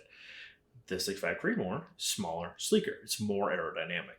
So as we go further down range, the 308 is going to slow down faster than the 6.5 Creedmoor is. So by the time we reach to about 800 yards or so, the 308 has slowed down a fuck ton, right? The 6.5 Creedmoor has slowed down less. So, especially like the 1,000 yard range mark, the 6.5 Creedmoor has dropped less, right? Because it's still going faster. It's still slicing through the air faster than the 308 is. At that range, the 308 is kind of fallen out of the air. Right. Kind of, we're giving it a lot of help to make it hit at 1,000. Yes. It's slowed down so much that it starts to become less stable and stuff like that. We're at the end of the cartridge's life, or its effective range is the correct terminology there. And I know there's gonna be people saying like, oh, I've shot my 308 out to fucking cool for you, dude. Like again, we're talking generics here, right? It's definitely doable and possible. Yes. But I'm not going to tell you it's impossible whatsoever. There's people that I've recently saw somebody shot a 223 out to like 1,600 yards, like that. It's fucking doable. Yeah. Okay? I'm talking very basic. Reliable for someone who's not like putting shit tons of. Yeah. This is for your everyday Joe Schmo, right? Yeah. Because we want Joe Schmo hitting out to 1,000 yards. Exactly. I do want Joe Schmo hitting out to 1,000 yards. And I want Joe Schmo teaching his son how to hit out to 1,000 yards too. Yeah. Right. So at that distance, the Creedmoor is going to perform better. It's very easy to shoot a Creedmoor. It has less recoil, right, than the 308 is. Again, it's a smaller, lighter projectile. So it's going to, due to Newton's third law, for every action, there's equal and opposite reaction, right? So you have a big, heavy projectile being forced out. We're going to have a big, heavy recoil going in the opposite direction. So we have less mass to push. We're going to have less recoil, right? Here's the issue, though. 6.5 Creedmoor is a lot more expensive to shoot than 308 is. And it's harder to find. You can go in any fucking gun store and you can find 308. Yeah. You can, you're going to have to hunt around to find 6.5 Creedmoor. And if you do, it's probably not going to be match ammo. It's going to be like a hunting cartridge, right? Or a hunting projectile, a soft point, something like that. And it's, say you're doing some Last of Us shit and you're looking for 6.5 Creedmoor, after the lights have gone off and they'll come back on. Mm-hmm. What is deer ammo going to do for you if we're trying to shoot out to that kind of 800 to 1,000 yards? Is it going to have some serious, are we going to be closer to 308 kind of ballistics or? I have no idea. Okay. I have no idea. No, that's fair. Somebody might be able to answer that question. It's not me. So, okay. So, but do you know what, the average weight of 6.5, deer ammo for Creedmoor? Typically about 140 grain. Okay. That's kind of the middle of the road. Like I was saying, most 308 ammo is 150 grain. Most 6.5 Creedmoor ammo is 140 grain. Okay. I have seen some lighter stuff. I have seen this last gun show. I go and look at the ammo guys and see what they got and stuff like that. Yeah. And I saw some that was 125 grain or something like that. And And I don't know why the fuck you would do that. That's just me. I don't know. I'm sure somebody out there is really pissed off that I'm talking shit on their 125 grain, but whatever. So yeah, I push people towards the 308 because it's extremely prevalent. It's fucking everywhere. And even like match grade 308 ammo is going to be significantly more affordable than match grade 6.5 Creedmore is. That's for people looking to get into the sport. Hey, shoot 308, you're going to have to learn to deal with recoil, you're going to have to learn to deal with the wind, and it's more affordable, right? Yeah. 3 options right there. Good. If you get really good shooting that 308 and then you move to a 6.5, you're going to shoot that 6.5 like fucking tits, right? Versus going from like a 6.5 to a 308, you're going to be like, oh my God, this, yeah, it's getting blown all over the place, right? Like, what the fuck is this round? Yeah, you're essentially going to be kind of spoiled by the 6.5. If somebody wants to go and like, hey, I want to get in a competition, do 6.5 all the way. Yeah. I mean, like, hey, look, it's going to be more expensive to shoot, but you're going to be way better off for it. Just get the 6.5 and we're going to be spanking shit out there and it's going to be good. So that's kind of where I stand on the cartridges and stuff like that. I do have one last dumb question on ammo. Oh, okay. So your 308 guns, can they? And this is a weird thing I see with ARs because I feel like it's become less of a concern recently between like 223 and 5.56. Mm-hmm. Like it used to be like, oh, don't shoot 5.56, 223 gun, but could you shoot 7.62 NATO out of your 308 rifles? Yes. Yeah. Okay, so it wasn't as dumb a question as I thought. No, I'm trying to remember because it's the exact same thing when it comes to 5.56 and 223. Yeah. Right. The issue, I've never run into this. Yeah, I've shot both out of my but my AR does have like a whatever they call it, a mil-spec barrel, one that's like good for 5.56 or 223. Yeah, exactly.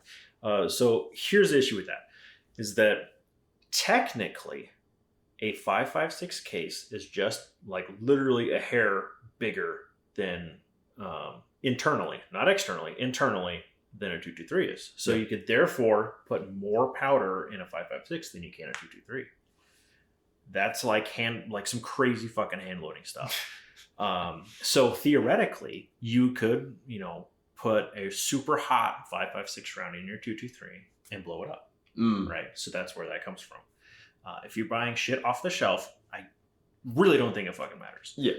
Same thing with 7.62. Okay. And I believe 308 Winchester is the same thing, just like a cunt hair larger internally. And I might have that backwards. Yeah, so as long as you're not doing Bubba's piss and heart loads. Yeah. And some real scary. Yeah. As long as you're not as long as you're not like trying to shove that 250 grain, Berger fucking super long range. That 215 is not designed for the 300 Win Mag, which the 300 Win Mag and the 308 are essentially the exact same case, other than just I don't want to say miniaturized, but shrunk down to be the 308. It's essentially the exact same. Use the same projectile, but the 300 Win Mags are just heavier.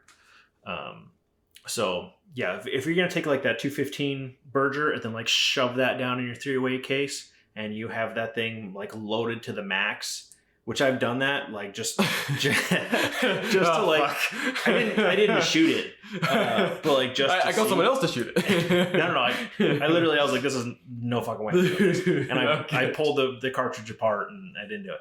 But you can do what's called a compressed load, where you can take gunpowder, put it in the case, and then you shove the cartridge down, or excuse me, shove the projectile down, and you literally are compressing all of that gunpowder together, and it becomes like a gunpowder brick inside of there, where like you're squeezing all the air out of it. It's like you can really, really fucking compress some shit. And then that leads to what's called overpressure. And that is not good. It doesn't sound it. No. Here's like your typical 223, 5.56, whatever. When that thing goes off in the chamber, it's creating 55 to 60,000 psi inside of your chamber, right? So if like we start fucking with that, we're gonna have problems. Yeah, your gun turns into a bomb with lots of shrapnel around it, right? So that's what, if you like go crazy with it and you like super compress some loads down in there, then we're probably gonna have some problems. But if you buy like some 7.62, you know, off the counter or whatever, and put it in your 308 or your 308, you know, as long as it, here, I'll say this, as long as it fits in the chamber comfortably, right? Like you put it in, you can close the bolt, no big deal. If you're having to like stuff it in there, I probably wouldn't shoot it, right? So yeah, let that be a lesson, gents. If it seats, it yeets. If it seats and I have to smack it around a little, you're gonna turn into Kentucky Blades. Yeah, we will be making memes of you within a week. Yeah, you'd be sticking your fingers in your neck trying not to die. So fuck. Just wear a GoPro. Yeah, just wear a GoPro. Yeah, we'll put you on live leak. No, that's a lot of good stuff right there. That is, I think, the ammo thing, I think, is one of the intimidating factors for a lot of people. Yeah. I know for me, like, looking at a lot of that stuff, I've certainly found myself a miss. And I used to work for a former British Army sniper. Did right before I moved to the States, went out and did like a 1,000-yard course with him on I was shooting and then I was running down to the other end to fucking put the targets up and stuff. It sucked. It was a British military range, but that sucks. They had to send out 2 squaddies to like help me like operate it because I'd never been taught how to fucking use it. Was it like a knockdown target where like it falls down if you shoot it and then it like pops back up? Yeah, there was like a little bunker with like an electric system. It was the weirdest fucking thing, but like it's weird. It was complicated as shit because it was from like the 80s or something. and there's like all steam levers and shit. It's all pneumatic. Yeah, my boss, who was some like peacetime sniper, it was just like, oh yeah, you can handle it. Sent me down. I'm like, that's just because he didn't want to do it. No, 100%. And he fucking volunteered your ass to go down there. Yeah, no, he wanted my ass out of the way, but no, like or in the way. I did that and then moved to the desert, and then I was like, fuck, I've got all the room to do this. Yeah. But like, I don't have the gun to do it or like any of that. So like, really, really love what you're doing with this. What's it called? The actual rifle kit? It's the IPR. It's the Introductory Precision Rifle. I love that. Right. Yeah. Sorry, I forgot to mention that. No, yeah, I want people to be able to find this when they go looking. Yeah. There's a bunch of pictures of them on Instagram and stuff like that. Again, at Granite Rifle Group LLC. Yeah. Just gonna throw that in there. No, all of that will be in the description. So. Yeah. So to talk a little bit about the kits themselves, they come with they have a couple of different configurations. So you can choose a barrel length. And again, like if you come to me and say, hey, I don't know shit about fuck, I just want a rifle, then I say, okay, well, what are you trying to do with the rifle? And then we'll base it off of what you tell me you're going to try to do with it. All right. Well, would you be able to, if say I'm a customer, would you be able to walk me through what I'm? Yes. Okay. So for my uses, and I'm hopefully a lot of our listeners, we would be looking for someone to set up with a bolt action rifle, ideally to defend property and maybe to patrol with. Something they could use to be our designated sniper role or whatever we want to call it. Yeah. So, is your area hilly? Let's start with that. Well, yeah. We got some undulation. Okay. So, therefore, it's probably gonna spend time in a pack, and you're probably gonna have to be going up things. So, something lighter.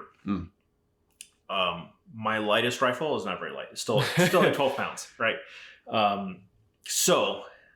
In that case, I would immediately push for a 20-inch 308. That's my current favorite configuration. It's a lot of fun. It's balanced very well. So that's really kind of all we need to go into it. Yeah. We talking about an optic, we might say, okay, how far do you think you might be shooting, right? If some people, like say in the East Coast somewhere where they have 75 yards, then they'd be like, okay, well, we could put an EOTech on that bitch. And yeah. And I'm not talking about the Voodoo. I'm talking about the fucking 511 or whatever the fuck it is. Yeah. I don't know shit about EOTechs. If we want something where we're going to be making people feel uncomfortable because they can't reach us with their ARs quite yet. Well, that's what we're trying to reach out to. Maybe keep a little bit of, what do we call it? Standoff distance. Yep. Distance is your friend. So my favorite, I call it a scout gun because it tends to fit that role quite well. It's a 20-inch 308 with a 4-16 optic on it. First focal plane. Illuminated reticle and stuff like that. It comes with two 10-round magazines in it. and then the ARG Bravo chassis on there. That's kind of the basis on there, right? Yeah. So when you purchase a rifle kit, you can select a barrel length. They come in 20 inches, 22 inches, or 24 inches. Again, you can choose your caliber, 6.5 Creedmore, 308. Then you can also choose an optic. Come in 4-16, 6-24, and 5-25. If you happen to have an optic at home, like say, let's just pretend you have a Leupold Mark V laying around, we can absolutely throw that on instead. If you don't know, then you're probably going to get the 4-16 because, well, that's kind of my favorite. It works really good for the 308, especially the 20-inch variant. And it looks very nice. It works very well together. It's a damn good looking rifle. Thank you. So that's probably what you're going to get. If the customer has a specification of like, no, I want the 6-24. Okay, fine. I'll throw the 6-24 on. I don't care. Yeah. It will drive the price up a little bit because that scope does cost me a little bit more to probably purchase. Add a little bit more weight too. A tiny bit, yeah. Yeah, the scope is just a little bit longer. So there's a little bit more material in there. It's pretty. No, it's not a crazy amount of. Okay. Yeah, it's ounces. I don't know. I want to say mitigate, but that's not the right word. Anyway, it barely changes. Yeah. Right? Okay. Minuscule. There we go. It's a minuscule amount. Okay. Right. The 5-25, on the other hand, is a significantly larger scope. That's probably not like a scouting around, walking miles kind of scope, or it could be if we need it to be, but if you need it to be, sure. Yeah. It has a 56 millimeter objective instead of a 50 millimeter objective, so that the front lens on your scope is going to be 6 millimeters larger, which means more material, right? More glass in there. Glass is pretty fucking heavy. And the scope is also a little bit longer too. It's a big scope. No ways around it, and she's thick. Let's put it that way, right? With like 3 or 4 C's. No, not quite that much. Okay. I'd say so let's clarify. These are Arkin scopes, right? I'm an Arkin dealer. I may have just lost some people because they're like, oh my god, Chinese, right? I'm gonna fuck. Okay? Isn't it Japanese? No, they're Chinese. Oh, okay. They're made in China. Unfortunately, everything else is made in fucking China too. They are. Let me say this: fuck the CCP. Okay? They are. I will give. You're like, actually, Z's kind of a cool guy. No, fuck that bitch. The scopes are the nicest Chinese product I've ever handled. Typically, anything Chinese is fucking shitty, right? These ones are actually pretty nice. Are they going to perform with the other top dog scopes? We're talking like Night Forces, Mark V's, Swarovskis. No, they're not. However, all of those scopes are 4 to 5 times the cost that these ones are. Yeah. So get fucked. Yeah, you're not going to be getting glass and a rifle. Yeah. If you have that preference, then go ahead and spend the money on it. Right. These scopes work incredibly well for people trying to get into the sport. They have really good glass quality. They're tough. They're actually pretty damn rugged. I mean, you're out hiking with your stuff, you know. Yes. Yes. My oldest scope I've had for about 3 years now. I somehow managed my Mark 12. I somehow managed to break the front sight, the pop-up sight on there. It's the little metal wings that protect the front sight post. Yeah, I broke one off, and I don't know how. Well, that's why you got to take your gear out in the mountains and see if it stands up. Yeah, and that was during that same time frame. I had the scope on the rifle, and I haven't noticed any other issues. I don't baby my rifles whatsoever. They don't get rifle cases. They actually, that's a lie because that one did get put in a case. That's because I bought the case to transfer customers' rifles. And coming here, I didn't know I didn't want to be like walking through. I didn't know if this was like an apartment complex or whatever. I didn't want to be like walking through an apartment complex with the rifle. So I tossed it in the case. Like I've always been like real covert about bringing my rifles and gear inside. And then like maybe a year and a half of living here, my neighbors across the way, I just see them walking with like multiple ARs in hand, like back and forth from their car to their house. I'm like, all right, you're cool. Yeah. So I do not baby my shit whatsoever. Yeah, I will stand by that. If it's going in a pack, it needs to be able to like fall over once in a while or like get chucked off. Yeah, right. Ditch packs. Oh, there goes my rifle too. Yeah, it needs to be able to withstand a little bit. I have had zero issues. As my my God, what's it called? My experience base grows, because obviously I'm buying a lot of these scopes and selling. I sell a fuck ton of these at gun shows. I'm seeing more and more, because like if you can buy, say, buy 3 of something, and you'd be like, okay, my sample size is 3, and you go, okay, this one's good, that one's good, that one's good, great, right? Now you have 50 of them, and you're like, okay, that one's good, that one's good, that one's good, and that one's not so good, and that one's good, that one's good, right? So your sample size grows, like, and my sample size is growing. I still have not seen any issues.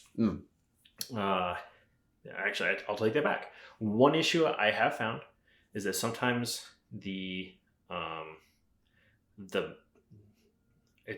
not, I don't think it's bluing. Whatever they're using to color their aluminum, it might be bluing, I'm not sure. On the eyepiece, sometimes is a tiny bit different color than the rest of the scope. Oh, so it's like a cosmetic kind of... Yeah. But I'll notice it, and I'll be like, oh, that one's kind of looking a little more blue than, like, it's supposed to be, you know, like black nitride look, right? And sometimes it looks a little bit blue. Yeah. Well, that's the only thing I found. Oh, right? $50 off and tell the customer to take a rail can. Oh, and it's like, and that's only me noticing it. Yeah, that's because I'm looking to see. At 50 of them. Yeah, because, you know, I'm actually looking at these and handling them. You know, they come out of the box, I'll function check them real quick and make sure that I'm not going to, like, hand somebody a fucked up scope or whatever. Because I don't want that awkward ass conversation of like, hey, jackass, guess what? You know, so yeah, I don't want to do that. So, those are the scopes I use, right? What the fuck were we talking about? We were talking about rifle kits. The Buffalo Trace has done its job. Yes, it is. And I am out. We're okay breaking. Now. You want any more? No. Okay, I have to drive. Good man. No, we're breaking down the kit. What kind of bipods do you use? So this is interesting. They're called UUQs. I found them on Amazon a long time ago. I have not found them anywhere else. The company has a website. I've gone to the website because I really like them, right? There's like I call it the equation of resources and your output, right? Or outcome. It has to meet your financial requirements, right? Because you only have a certain amount of money to spend on it. It has to function, and like, what are you actually getting out of it, right? I know that's not a very good equation. I suck at math. Well, I think for what we're aiming for here, which is affordable out to 1,000 yards. Yep, it's a good place to start. The bipods work really, really, really well. So I found them on Amazon. I have gone to their website. I've done web search after web search trying to find the company to make sure that they're not fucking ripoffs of, like, because there's like the Atlas bipod is an outstanding bipod. They're like $200, right? If you're not a competitor, I don't know why the fuck you'd be spending $200 unless you just have a bunch of money. Then cool, do whatever you want, right? So there's a ton of companies that make ripoffs of, they're Chinese companies that make ripoffs of the Atlas. I don't want to be buying them, right? So I have tried to find the company that makes these so that I can get a hold of them and say, hey, I want a dealer account with you, and like, let's start a relationship, right? Their website has their horrible, like, Chinesium optics, like the garbage, like the shit you see on Amazon for like $20, and it's got like a laser and a flashlight, and like, the kind of stuff that belongs to an MP 1522s. I would say worse than that. Oh. Honestly, they are horrendous. They're really, really bad. So they have those listed on their website. They do not have their bipods listed on their website. I've tried calling the numbers on the website. Phone numbers don't work. I've tried emailing them. Their email doesn't work. I don't know what the fuck. They're always on Amazon though, and I can always buy them on Amazon. and you like them enough to be like pursuing them this much. Yes, I've probably bought 15 of them by now. They're really good. They're affordable. They're like $60, and they work really fucking good. They're super stout, super rigid. They work really well. They have good ergonomics on them and stuff like that. And I have zero complaints about them. I just wish that I could like buy them not on Amazon. Yeah. Because I'd much rather just like go to the person who's making these and say, hey, I'm gonna give you money instead of give Amazon money, then they can give it to you after they take their cut and whatever, right? Yeah. So that's what I'm trying to do. So that's kind of a weird fucky thing.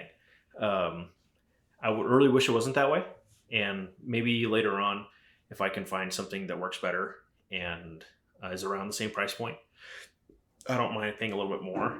But again, function and price point. Yeah. If I can meet something else that's going to do that, then I'll gladly switch to that. But as of right now, that's what I'm working with. So, yeah, they're 6th position. I mean, like all the way up, 45, 90, and well, there's more than that. But you kind of get the idea. Yeah. You have a range of motion and where you can set your bipod. Versus like an old Harris bipod is like all the way up, all the way down, get fucked, right? Yeah. That's it. And they'll swing down and smack you in the knuckles, and love it. The springs are very aggressive. We'll say that. Yeah, we're ready, motherfucker. Yeah. Who are we killing today? No, I did that on accident. I was trying to, because I had one of my Mark 12, and I was trying to like push it up, like I was like, what if I could just like use the rifle, like push the legs against the top of the wall and like push them up. Yeah. And I did that, and the leg came back and smacked the fuck. It was like, no, we don't fucking do that, dummy. Oh, dude, it hurt so bad. These things have velocity when they come back. It hurt. So, love it. Anyways, yeah. And you said there's there's a muzzle device on there. So yes. If you wanted to chuck a suppressor on there, presumably it's good to go if you just. Yes. So the rifles come with a pretty basic 3-chamber muzzle brake. They're not mated to the barrel or anything like that. Again, I don't do any machining or anything like that. So there's just a muzzle device with a crush washer, and it's on the barrel there. Again, function, because it's going to help new shooters spend more time behind the gun, because it's going to take some of the edge off of that recoil. They can spend more time shooting. Again, these are primarily target guns. Yeah. If somebody says to me, hey, I'm a sniper for somewhere, then I say, okay, you might want to look at a suppressor. Hopefully they know this already, because a muzzle brake is going to, unless you're like in an urban environment, you're going to get more flash. Even in an urban environment, you're going to get more flash. And that pressure from your muzzle is going to disturb things around you, right? And that's not so good for hiding. Yeah. If you're trying to hide and you're all gillied up, and you're down in the fucking bushes, right? And then you go bang, and then your brake blows all the fucking dust and wiggles all your bushes around you. Guess what? That's not good. Yeah. So that's why I go with a pretty basic muzzle brake, because if somebody wants to do that, and they have a suppressor or they intend to run a suppressor, they can just spin that bitch off, throw it in the trash, and it's not going to hurt my feelings. If somebody already has a suppressor, and as we're having this conversation about a rifle, or they plan on running something from, let's say Surefire or something like that, say, okay, well, let's add a Surefire War Comp or whatever it is to the build, so that way, when you do get your suppressor, it's ready to rock and roll, and you can just throw that bitch right on, and we're done. But for that average person, that 3-chamber muzzle brake is going to be more than enough. So that's kind of what, again, this is what we're trying to do, equip the public, right? Yeah. If they don't know, then guess what? They're going to get a 3-chamber muzzle brake, and it's going to work just fine for them. Yeah, they're going to spend more time shooting paper, and then when they're ready to move on from that, it's able to. Mm-hmm. No, I love that. Yep. That's the whole premise. And then the actual rifle builder themselves, who is that? Howa. It's a Japanese rifle. They come out of Japan. They're extremely popular in New Zealand. New Zealand and Australia as well. They do a lot of hunting rifles and stuff like that. They do like some big game rifles and stuff like that. They don't really do any like sniper rifles, if you will. Yeah. And I'm saying that as I don't think they have any like military contracts. That's mainly kind of sporting oriented, but yeah. But they work really well. They're very good fit and finish. They function. They're accurate. I can get them. That's that has to work. I can't build rifles if I can't fucking get them. Yep. Right. And they have good warranties on them. I've never had an issue with one so far, and they're affordable. They're like, Remington 700 is the standard go-to action, right? So good, in fact, that all of these aftermarket companies use a Remington 700, what's called a footprint, right? Meaning that, let's find a good analogy for this. Let's pretend a brick, like a brick for building things, right? I don't even know what to call it. I don't know what the fuck they're made out of. Like a ceramic brick, I guess. I don't know. like a red brick that that randomly showed up around a brick made of brick. Yeah, a brick made of brick. It's like, I don't fucking know. Yeah, those things that showed up on pallets around the protests and shit like that, right? It's a standard shape for the most part. Other companies will make bricks. Like, it might not be the original maker of the brick, but it's going to be the same dimensions and same shit, right? But it might be different component, like different compound. It might be different color. Or it might be, they might tweak it a little bit, but it's the same exact thing. Right? Yeah. So same thing with actions. A lot of people copying the Remington 700. Yes, very much so. It's pretty much anytime you get an aftermarket a custom action, it's going to be Remington 700 footprint. And it should say that in there. So that means that you can use that action in any chassis or stock that accepts a Remington 700. Kind of the Glock or AR of the bolt action world. Yes, exactly. Like when PSA started making their daggers, except like they were like really, really fucking good. Instead of like being a knockoff Glock, it's like, this is what Glock wishes they could be. Yeah. It's just another one, but by a different name. Yeah.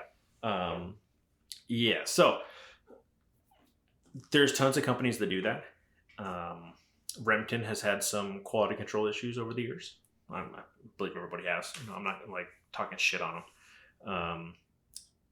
And they shut down production for a while and whatnot. So like, I can't get them. They're massive, so it's gonna happen, Yeah. So getting a Remington 700, like just Remington 700 action, is gonna cost probably twice as much as getting just a barreled action, meaning a barrel and an action and a bolt and all that shit. So to me, it's like, why the fuck am I gonna do this? Like literally this last time I was looking to build one. I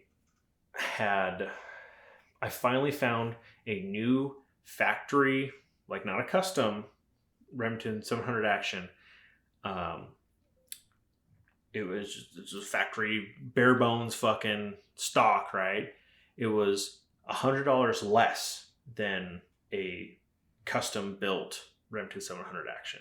It's like, why the fuck would I not just spring an extra $100 and buy a custom? And that's $1,000 action, and I'm like, I'm not gonna do that. Like, that's way too much money for people who don't give a fuck. Well, yeah. When you're trying to get into this stuff and you're trying to justify, because like even like most people who are going to be getting into long distance shooting, they probably already have like an okay AR setup. They've been around the block once or twice. They've already done like the budget build and kind of learned a little bit.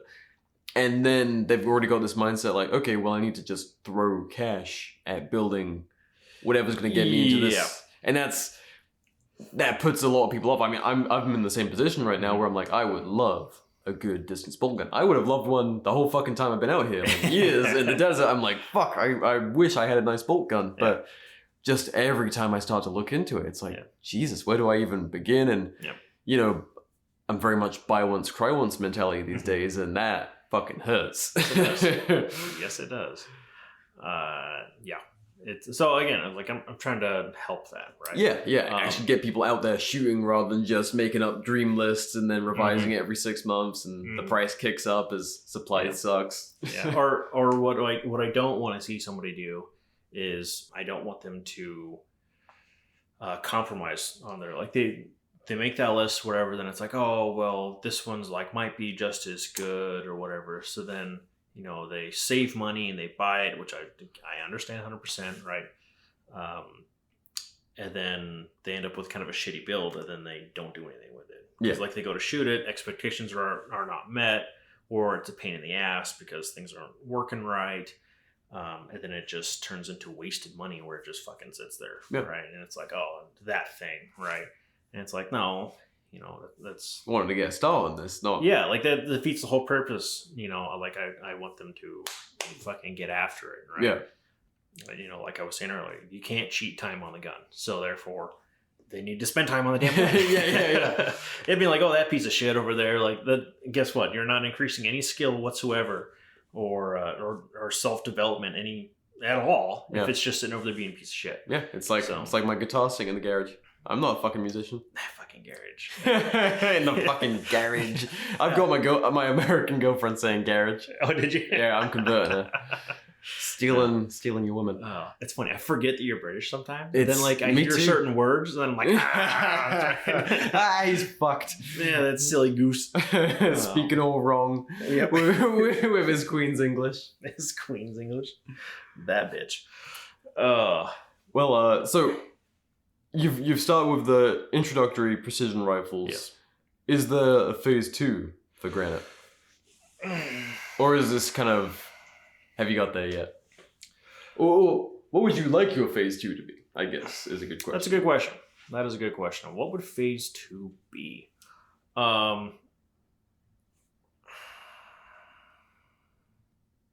That's a good fucking question. I've been so focused on this, getting it up and running. It's been a hell of a thing watching you, like, because it was just... How long have you been doing this now? Like maybe little less than a year, right? Yeah, not that long. Because I remember you starting out while we're all doing our desert hikes and stuff. Like, hey, just started doing this thing with building out the bolt action kind of thing, and I've been so focused on that. As far as let's. So you're equipping and educating. I'm torn between two answers here. The first one being, I would like to build better, like bigger, nicer guns, right? Like kind of break into that more of like a custom, instead of being like semi-custom guns, like more like full custom, right? Aftermarket actions and like actually getting into like actual gunsmithing. Yeah. Turning a block of aluminum into an action, that'd be really cool. I'm not an engineer. Yeah. Right, I'm not. The Marine Corps decided to call me an engineer. I'm not a fucking engineer, right? Well, could you ever see maybe bringing on a partner who might be more into that, or do you want to keep this like? I would like to keep it small. I would say phase 2. I would like to have. I definitely like to open a storefront and have. Okay, so here's my official answer. Right. I want a long-range ranch, we'll call it. Facility. Yeah. Right. Big facility, people can go and shoot. And Give then someone also a have a rifle Granite shop experience. there. Yes. I've often kind of very jokingly, like, not so jokingly. The name is kind of silly, of like having a long-range theme park, right? Of like, hey, let's go fucking do this. Let's do that. Like, oh, here's a zip, not literally here's a zip line, but let's go ride the zip line, right? But yeah, so that's what I think that would be good. And then also do some instruction and stuff like that. Yeah, get people actually start out more formalized kind of, because at the minute you're kind of doing, when you take people out to shoot, you're just going out to the spot, right, and having like kind of a local meetup with people who've with customers. And yeah, I call it more of a, not so much instruction, it's more of like tutoring. Yeah. I already went through the instructor phase of my life. I used to do some like rifle and pistol instruction and stuff like that. This was probably 2018, 19, something like that. Just out of the Marines? Yeah. And because that's something I wanted to do. And it was okay. It's just, I got so tired of people like flaking on me because I was working a full-time job and like going home. Like, or sometimes I leave work early, go home, like get all my range shit packed up, like haul ass to the range, and then they no show. And I was fucking over it. So I don't really have any desire to like really get into, instruction. Yeah. But that doesn't mean it can't be a component of. Yeah, it doesn't mean that it can't be a component. And I do think, part of the whole program, especially the educate portion, is to, like people would need the education to do so. There's lots of fantastic instructors out there.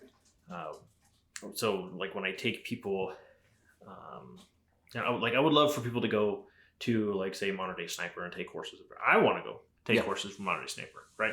They're expensive. Like on top of airfare, probably at least 1,000 rounds of ammunition to take with me, right? And it's match grade ammo. Like, it gets fucking expensive. That's an investment. Yeah, for sure. Is it a great investment? Hell yeah, right? But it's not someone who's picking up their first precision bolt action wants to be doing. Exactly. So, I call them tutoring sessions, right? I've sold several rifles doing this already, where we come in and we say, people are typically very, they're very intimidated, right? They see the rifle, they're like, oh wow, this is cool, but like, man, that's way too much gun for me. And you're like, all right, first off, bitch, right? And then like they see the turrets and there's numbers on the turrets and they're like, oh man, that scope, it's really big. You know, there's all these like knobs and stuff. And I like to counter with comments like that of like, okay, well, a book is pretty big too, right? Like a dictionary it's pretty big. It's full of numbers and it's full of letters. If you don't know how to read, that thing's pretty fucking intimidating, right? But once you learn how to read, it's nothing but information and it helps you, right? Yes. So then they go, oh, okay, I see your point. And you're like, okay, yeah, it's really not that difficult, right? Way easier than reading, let me tell you. And I can't read for shit. So, kind of, when I take people on these tutor sessions, it's like, all right, start super, super basic. And it's probably going to start even more basic now because I just got a rimfire 22 rifle. A rimfire precision 22 from Ruger. I snagged one of those up the last gun show. I'll show it to you. It's pretty fucking tits.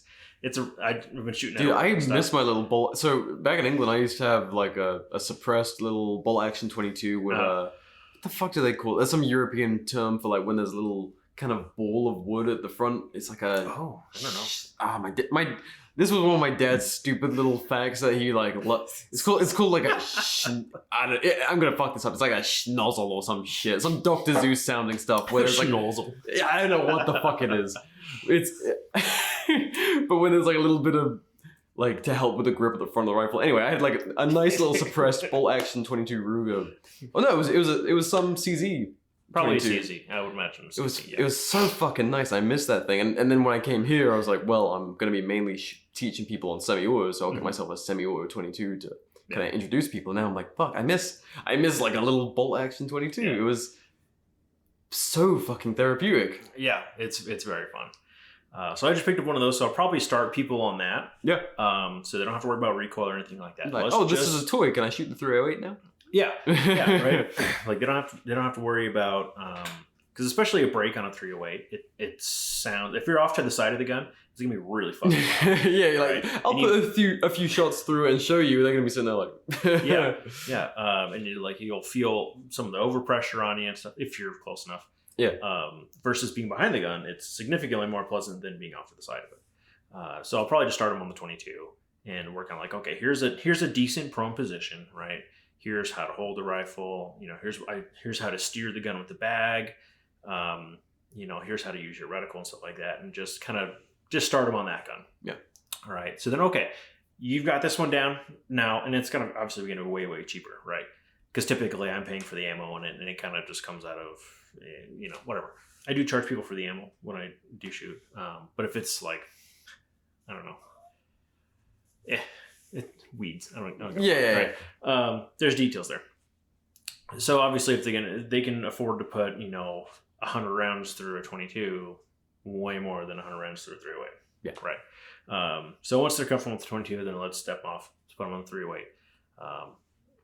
The builds are pretty similar. Like the concepts being applied are exactly the same. Even a little with like recoil management. Like if you're building that position on the 22, there's just going to be even like less recoil on which there's hardly any recoil on a 22 anyways. But you still apply the same principles. So they get to the 308. Now then it's like, oh, okay, now we're shooting something with some authority here. Yeah. And start walking them out. And then, I'll got the rangefinder, range the targets. Okay, this one is at this distance. I'll do the calculation, on the on your ballistic solver. And then, okay, but I'll tell them, okay, dial up. Most of my guns are in mils, so you can dial up, 3.8 or whatever the fuck. So then they'll dial up 3.8. So they're using the scope. They see how it works. Okay, go ahead and fire. Like hold center on the plate, fire, bang, and then I'll see like a splash down on the lower left or whatever. Like, okay, and then from that point, depending on, because again, I don't get crazy into the weeds on like my ballistic computer. I don't really give a fuck, right? Because to me, that's not practical shooting. Of like, oh, let me like fuck with my really dial it in. Yeah, you're like, not gonna have the time for that in a situation exactly. where it matters. Mm-hmm. When it matters, I'm gonna make the windage adjustment, or I'm gonna essentially Kentucky windage. I'll do a little holdover on the target or whatever it is, and I'll use that reticle for its purpose. Yeah, and I'm gonna shoot from there. It's gonna be a real blend of like a hybrid of instinctual shooting and knowledge that you've built up doing the nice calculations and getting that time behind the gun, but lots of intuition. Yeah, so I typically just use the ballistic computer to get me close, and then I'll do the last bit on my own. If you're going to be like competing, then you want that ballistic computer to be exactly match the ballistics of what's going on in that projectile. For what I'm doing, whatever. Yeah. First round impacts are pretty rad, but I know first round impacts past 500 yards with the 308, they're depending on wind and stuff like that, it's going to be kind of hit or miss, right? And I'm sure there's people out there that probably think I suck at shooting. They've already ripped their headphones off, and they're like, this fucking idiot. So teach them how to use the turrets, and then from there teach them how to use the reticle. The same point, right? We're gonna get close with the computer, and then we'll teach them how to use the reticle and its subtensions and stuff like that, the little dots in the reticle, to make calculations, make adjustments, and get them on steel. And people are typically extremely excited after that. They're like, I've seen like fist bumps, like in the air, like Rocky, like, yeah, oh hell yeah, 550 yards, yeah. And to me, I'm like, okay, cool, let's do 700 then. Yeah, and I've had really, really good luck with the people that I take out and stuff like that. I like the first guy that I took out was a lifelong hunter. He never shot past like 300 yards, right? Because he's a hunter. Like they're not gonna. Yeah. He's not comfortable enough to make a shot at an animal past 300 yards. Yeah, and that I respect that so much. Absolutely. But when I was doing my long range course in Britain, my my former British Army sniper boss was also like a big time hunter, and he was like, it's all well and good to have that mentality, and it's perfectly fine. Like we all want to make the most humane kill we can. At the same time, if you fuck up that first shot, you wound it. It bolts, and the only chance you have a shot to like finish a job humanely is like 400 or 500 yards maybe. Yeah. Like especially if you were doing some hunting in New Zealand or something, mountain to mountain. If you want to be a humane hunter, like you should have an idea of distance shooting. Yeah. Yeah. So I would think so. And that's this last rifle that I sold. That's the guy I was saying. He's like, oh, I got an elk hunt coming up. So that was kind of like the motivation for looking into a rifle. And then towards the end of the conversation, he ended up purchasing the rifle, and it was like, look, you need to take this gun and you need to shoot the fuck out of it. Yeah, because hunters, are unfortunately notorious for putting maybe 100 rounds through their rifle in it, like 10 years. Yeah, genuinely, they sight it in. They might nail. Yeah. Oh, it's good. They'll do the majority of rounds, and it's like when you're sighting it in, and then from there it'll be like a handful of rounds a year at most, just to make sure that it's still zeroed, and that's it. Yeah, and that's it. Another adage that I've picked up from Modern Day Sniper and whatnot is which they have a podcast, by the way. It's fucking awesome. Is it called Modern Day Sniper podcast? Yep, cool. It's awesome. So another adage that I picked up from them is, they're talking about being a sniper and whatnot, which the same thing applies to being a hunter. Yeah. Is that shooting is only 10% of your job until it becomes 100% of your job, right? Same thing with hunting, right? The majority of time you spend hunting is not shooting. Like you're hiking, you're glassing, you're fucking scouting, doing your best not to smell like Mountain Dew and Cheetos. Yeah, right. But then once it comes down to it, now your shooting skill really fucking matters to make that shot. So, it's 10% of the time, but then all of a sudden now it's 100% of your purpose. So, that's what I was talking with this gentleman who ended up this last gun show buying a rifle from me, is like, look, let's get that 10% down. Like, let's get that to 100%. Let's fucking hammer that down first, so that you don't spend all of this time building up to this one small spot and then fail, right? When all of those cards stack together and the time comes, you need to succeed, right? And he was like, oh, fuck, okay, all right. So then, he bought the rifle, and he went and, he's like, oh, like, what ammo do I need? So okay, go over there to that guy. I don't have anything in with him or whatever. Go over to that guy over there. He's the kind of the ammo supplier for the show.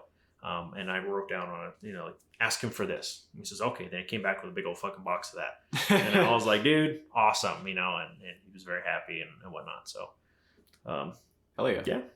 That's what I like to do. No, I love it. And when we'll wrap up in a second, but when you're talking to people like this who are maybe buying, like, they're buying one of these rifles for hunting or something, do you ever get into those conversations of, like, other purposes, more like 2A oriented purposes? Absolutely. Yep. What would your general, like, gun show spiel be to a recovering FUD or a FUD that might be saved? FUD that might be saved. My dad's one of those, so I say it with a lot of love. No, I understand. My dad's the same way. So, one of the questions I get quite a bit is like, what is this for? It looks, people are like, oh, sniper rifles. And I'm like, oh, okay. Yeah. And that's, a lot of people look at a bolt action rifle and have that kind of, this honestly, is a tactical sniper rifle. They look pretty fucking cool. Yeah. So, I understand where that comes from. So, I tell them it's a do-all rifle, right? Yeah. I say, so you can hunt with these rifles. They might be a little bit heavy for hunting purposes. However, unlike a hunting rifle, you can take the same rifle from your hunting scenario. You can apply it into a competition setting if you want to start doing competition. And then you can also employ it into what we will call a tactical kinetic situation. And you can actually, and you can compete there, right? Yep. Obviously, you want to win there, but it's a do-all, right? We want to incorporate all three of these. Yeah. And I always make sure to squeeze in there one point or another of, like, it doesn't matter if it has one steel leg, 4 legs, or 2 legs. A target is a target, and you need to be able to hit it. Okay. I always try to bring up as well of being like, hey, look, I'm under no illusions of what this is supposed to be. This is a weapon. Yeah. And again, like, going back to the hunting part of it, of saying like, oh, it's heavy for hunting.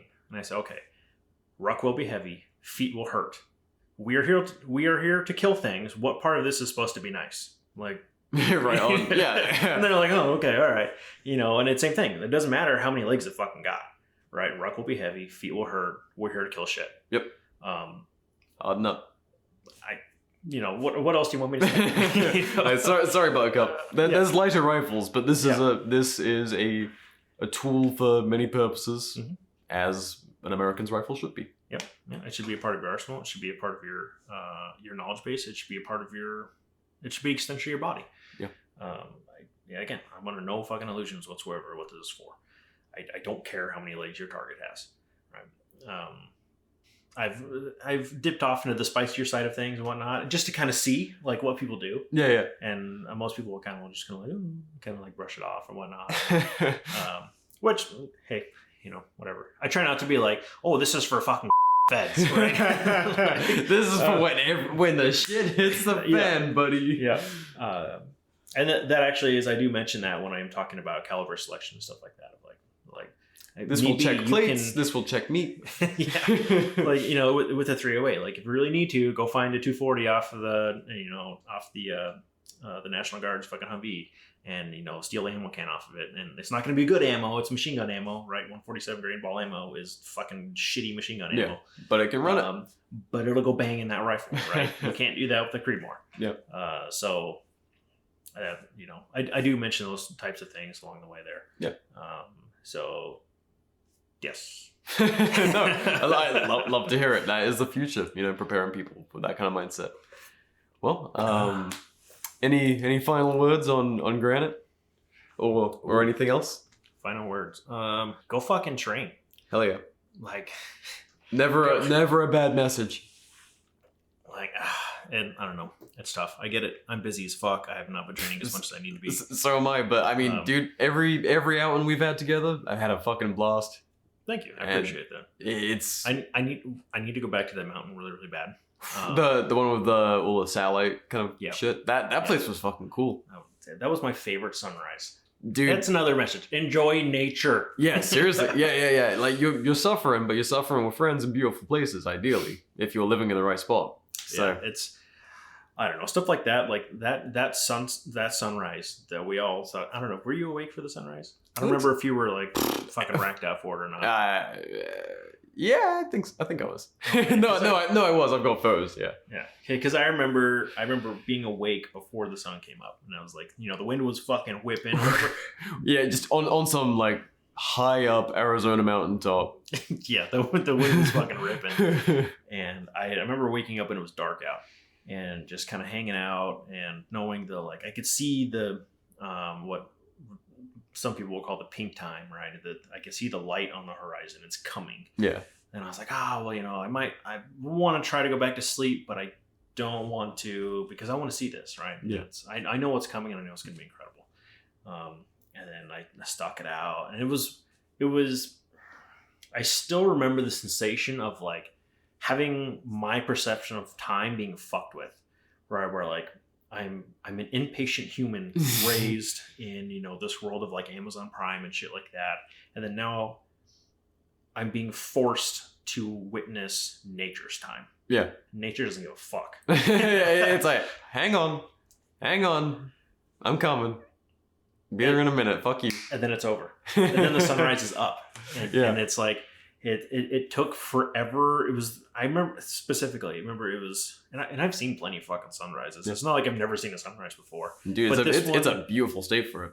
It is. Every sunrise and sunset, I'm like, Jesus. Yeah. Arizona, if you think, well, maybe Alaska, maybe Utah. Oh, Alaska. Okay. The West has the best sunrises and sunsets. Oh yeah. Everywhere else can get fucked. Like sitting around and like waiting of like, it's taking so long for this to happen, but then all of a sudden it's happening so fast and it's changing rapidly. It's like, it was fucking my mind a little bit of like how nature was happening outside of like, because I think that most people think that we can manipulate nature. We think that like we're in control around predict here. It and all that kind of thing and manipulate it. Just manipulate one way or another, right? Like we think like we can plant plants, we can dig up plants, we can we're manipulating shit, right? And it happens at our time frame. Versus something like that, like the mountain doesn't fucking move, right? Man moves, the mountain doesn't. So like subjugating myself. I don't know if that's subjugating. Is that a word? I don't know. It sounds right. It is. I'm waiting to see how you use it. Subjecting myself to the sunrise and nature's time frame as it comes past me and goes past me, and it was the most amazing sunrise I've ever seen. I've never seen so much fucking gold light in my life. Dude, that whole morning was gorgeous. Like shooting, we were doing for reference. We were doing some shooting down the mountain and range cards and all that kind of thing. What a perfect spot for that. Yeah, it was amazing. But I need to go back there really bad. Really bad. I love this day so much. Yeah. Are we shooting tomorrow? I know I never sent you the pin for where we're going. I see that now because I'm dumb. This week for sure. Maybe tomorrow. I'll talk about that off air. Okay. But But before we go, seeing as we get so few actual fathers on our show, oh shit, okay, could we get some dad advice? Raise men. For our young listeners. Raise men. Hell yeah. Like I was stating earlier about the dangerous Western man. Be that. Yeah. Right. Or the dangerous Eastern man. Right. Yeah, so someone in Myanmar tuning in right now. Like, I can do that. Yeah. Or it's a mentality. It's a lifestyle. It's if you can't raise men, if you decide not to have children or whatever, like then be the pinnacle of your bloodline, right? Be the fucking, you are the culmination of your ancestors. Make them proud. Like, don't be a fucking bitch. Like, if life sucks, get the fuck over it, right? Existence is pain, you know. Like, dude, here I want to touch on this for a second, on mental health for a second here. Dude, man, I saw the suicide prevention at the bottom of your website. That's cool for the veteran helpline. Yeah, it just fucking sucks. It really sucks.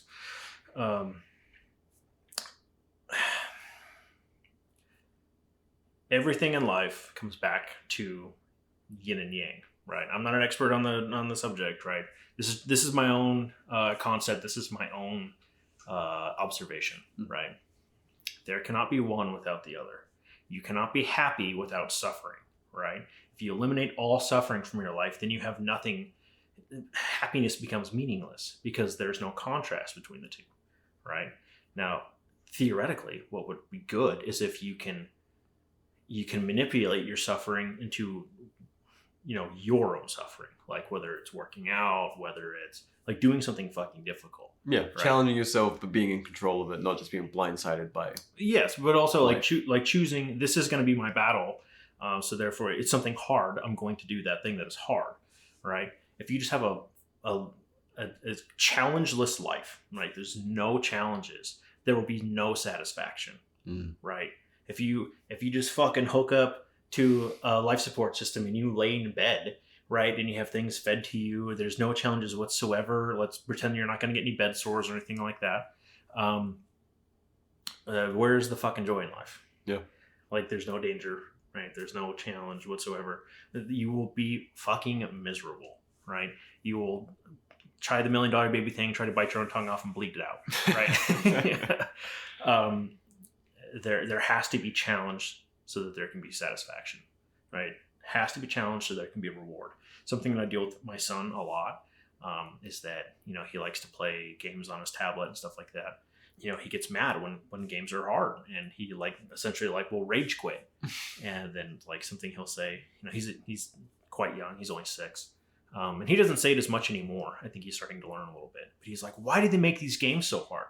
I'm like, well, so that it's satisfying when you beat it. Like, you try, then you finally beat it. And it's amazing. Yeah. And then if the game wasn't fucking hard and you just had the cheat codes the whole time and you just blaze through it, then you're like, okay, that was dumb. On to the next one, right? Versus if you're striving for something and then you achieve it. It's totally different. So, suffer. And suffer well. Suffer and suffer well. Hell yeah. Our ancestors have fucking suffered their entire goddamn life. Yeah. We are the softest. Now our suffering is waiting 5 days for a package. Yeah. Dude, seriously. Well, hell yeah. Good note to end on. Thank you so much for coming, man. Thank you for being on the show, and really appreciate what you're doing with your company. I hope to see more and more people who are trying to solve problems with this kind of mentality, you know, doing something to change the culture for the better. I really try to. Thank you for having me. I greatly appreciate it. And we need to get you on the range. Hell yeah. We got to smash some steel. Absolutely. Maybe some souls. maybe if they wander on. That's true. All right. Thank you everyone for listening. If you want to find Granite Rifle Group, the links will be in the description. We'll see you next time. Bang ring. Okay, bye.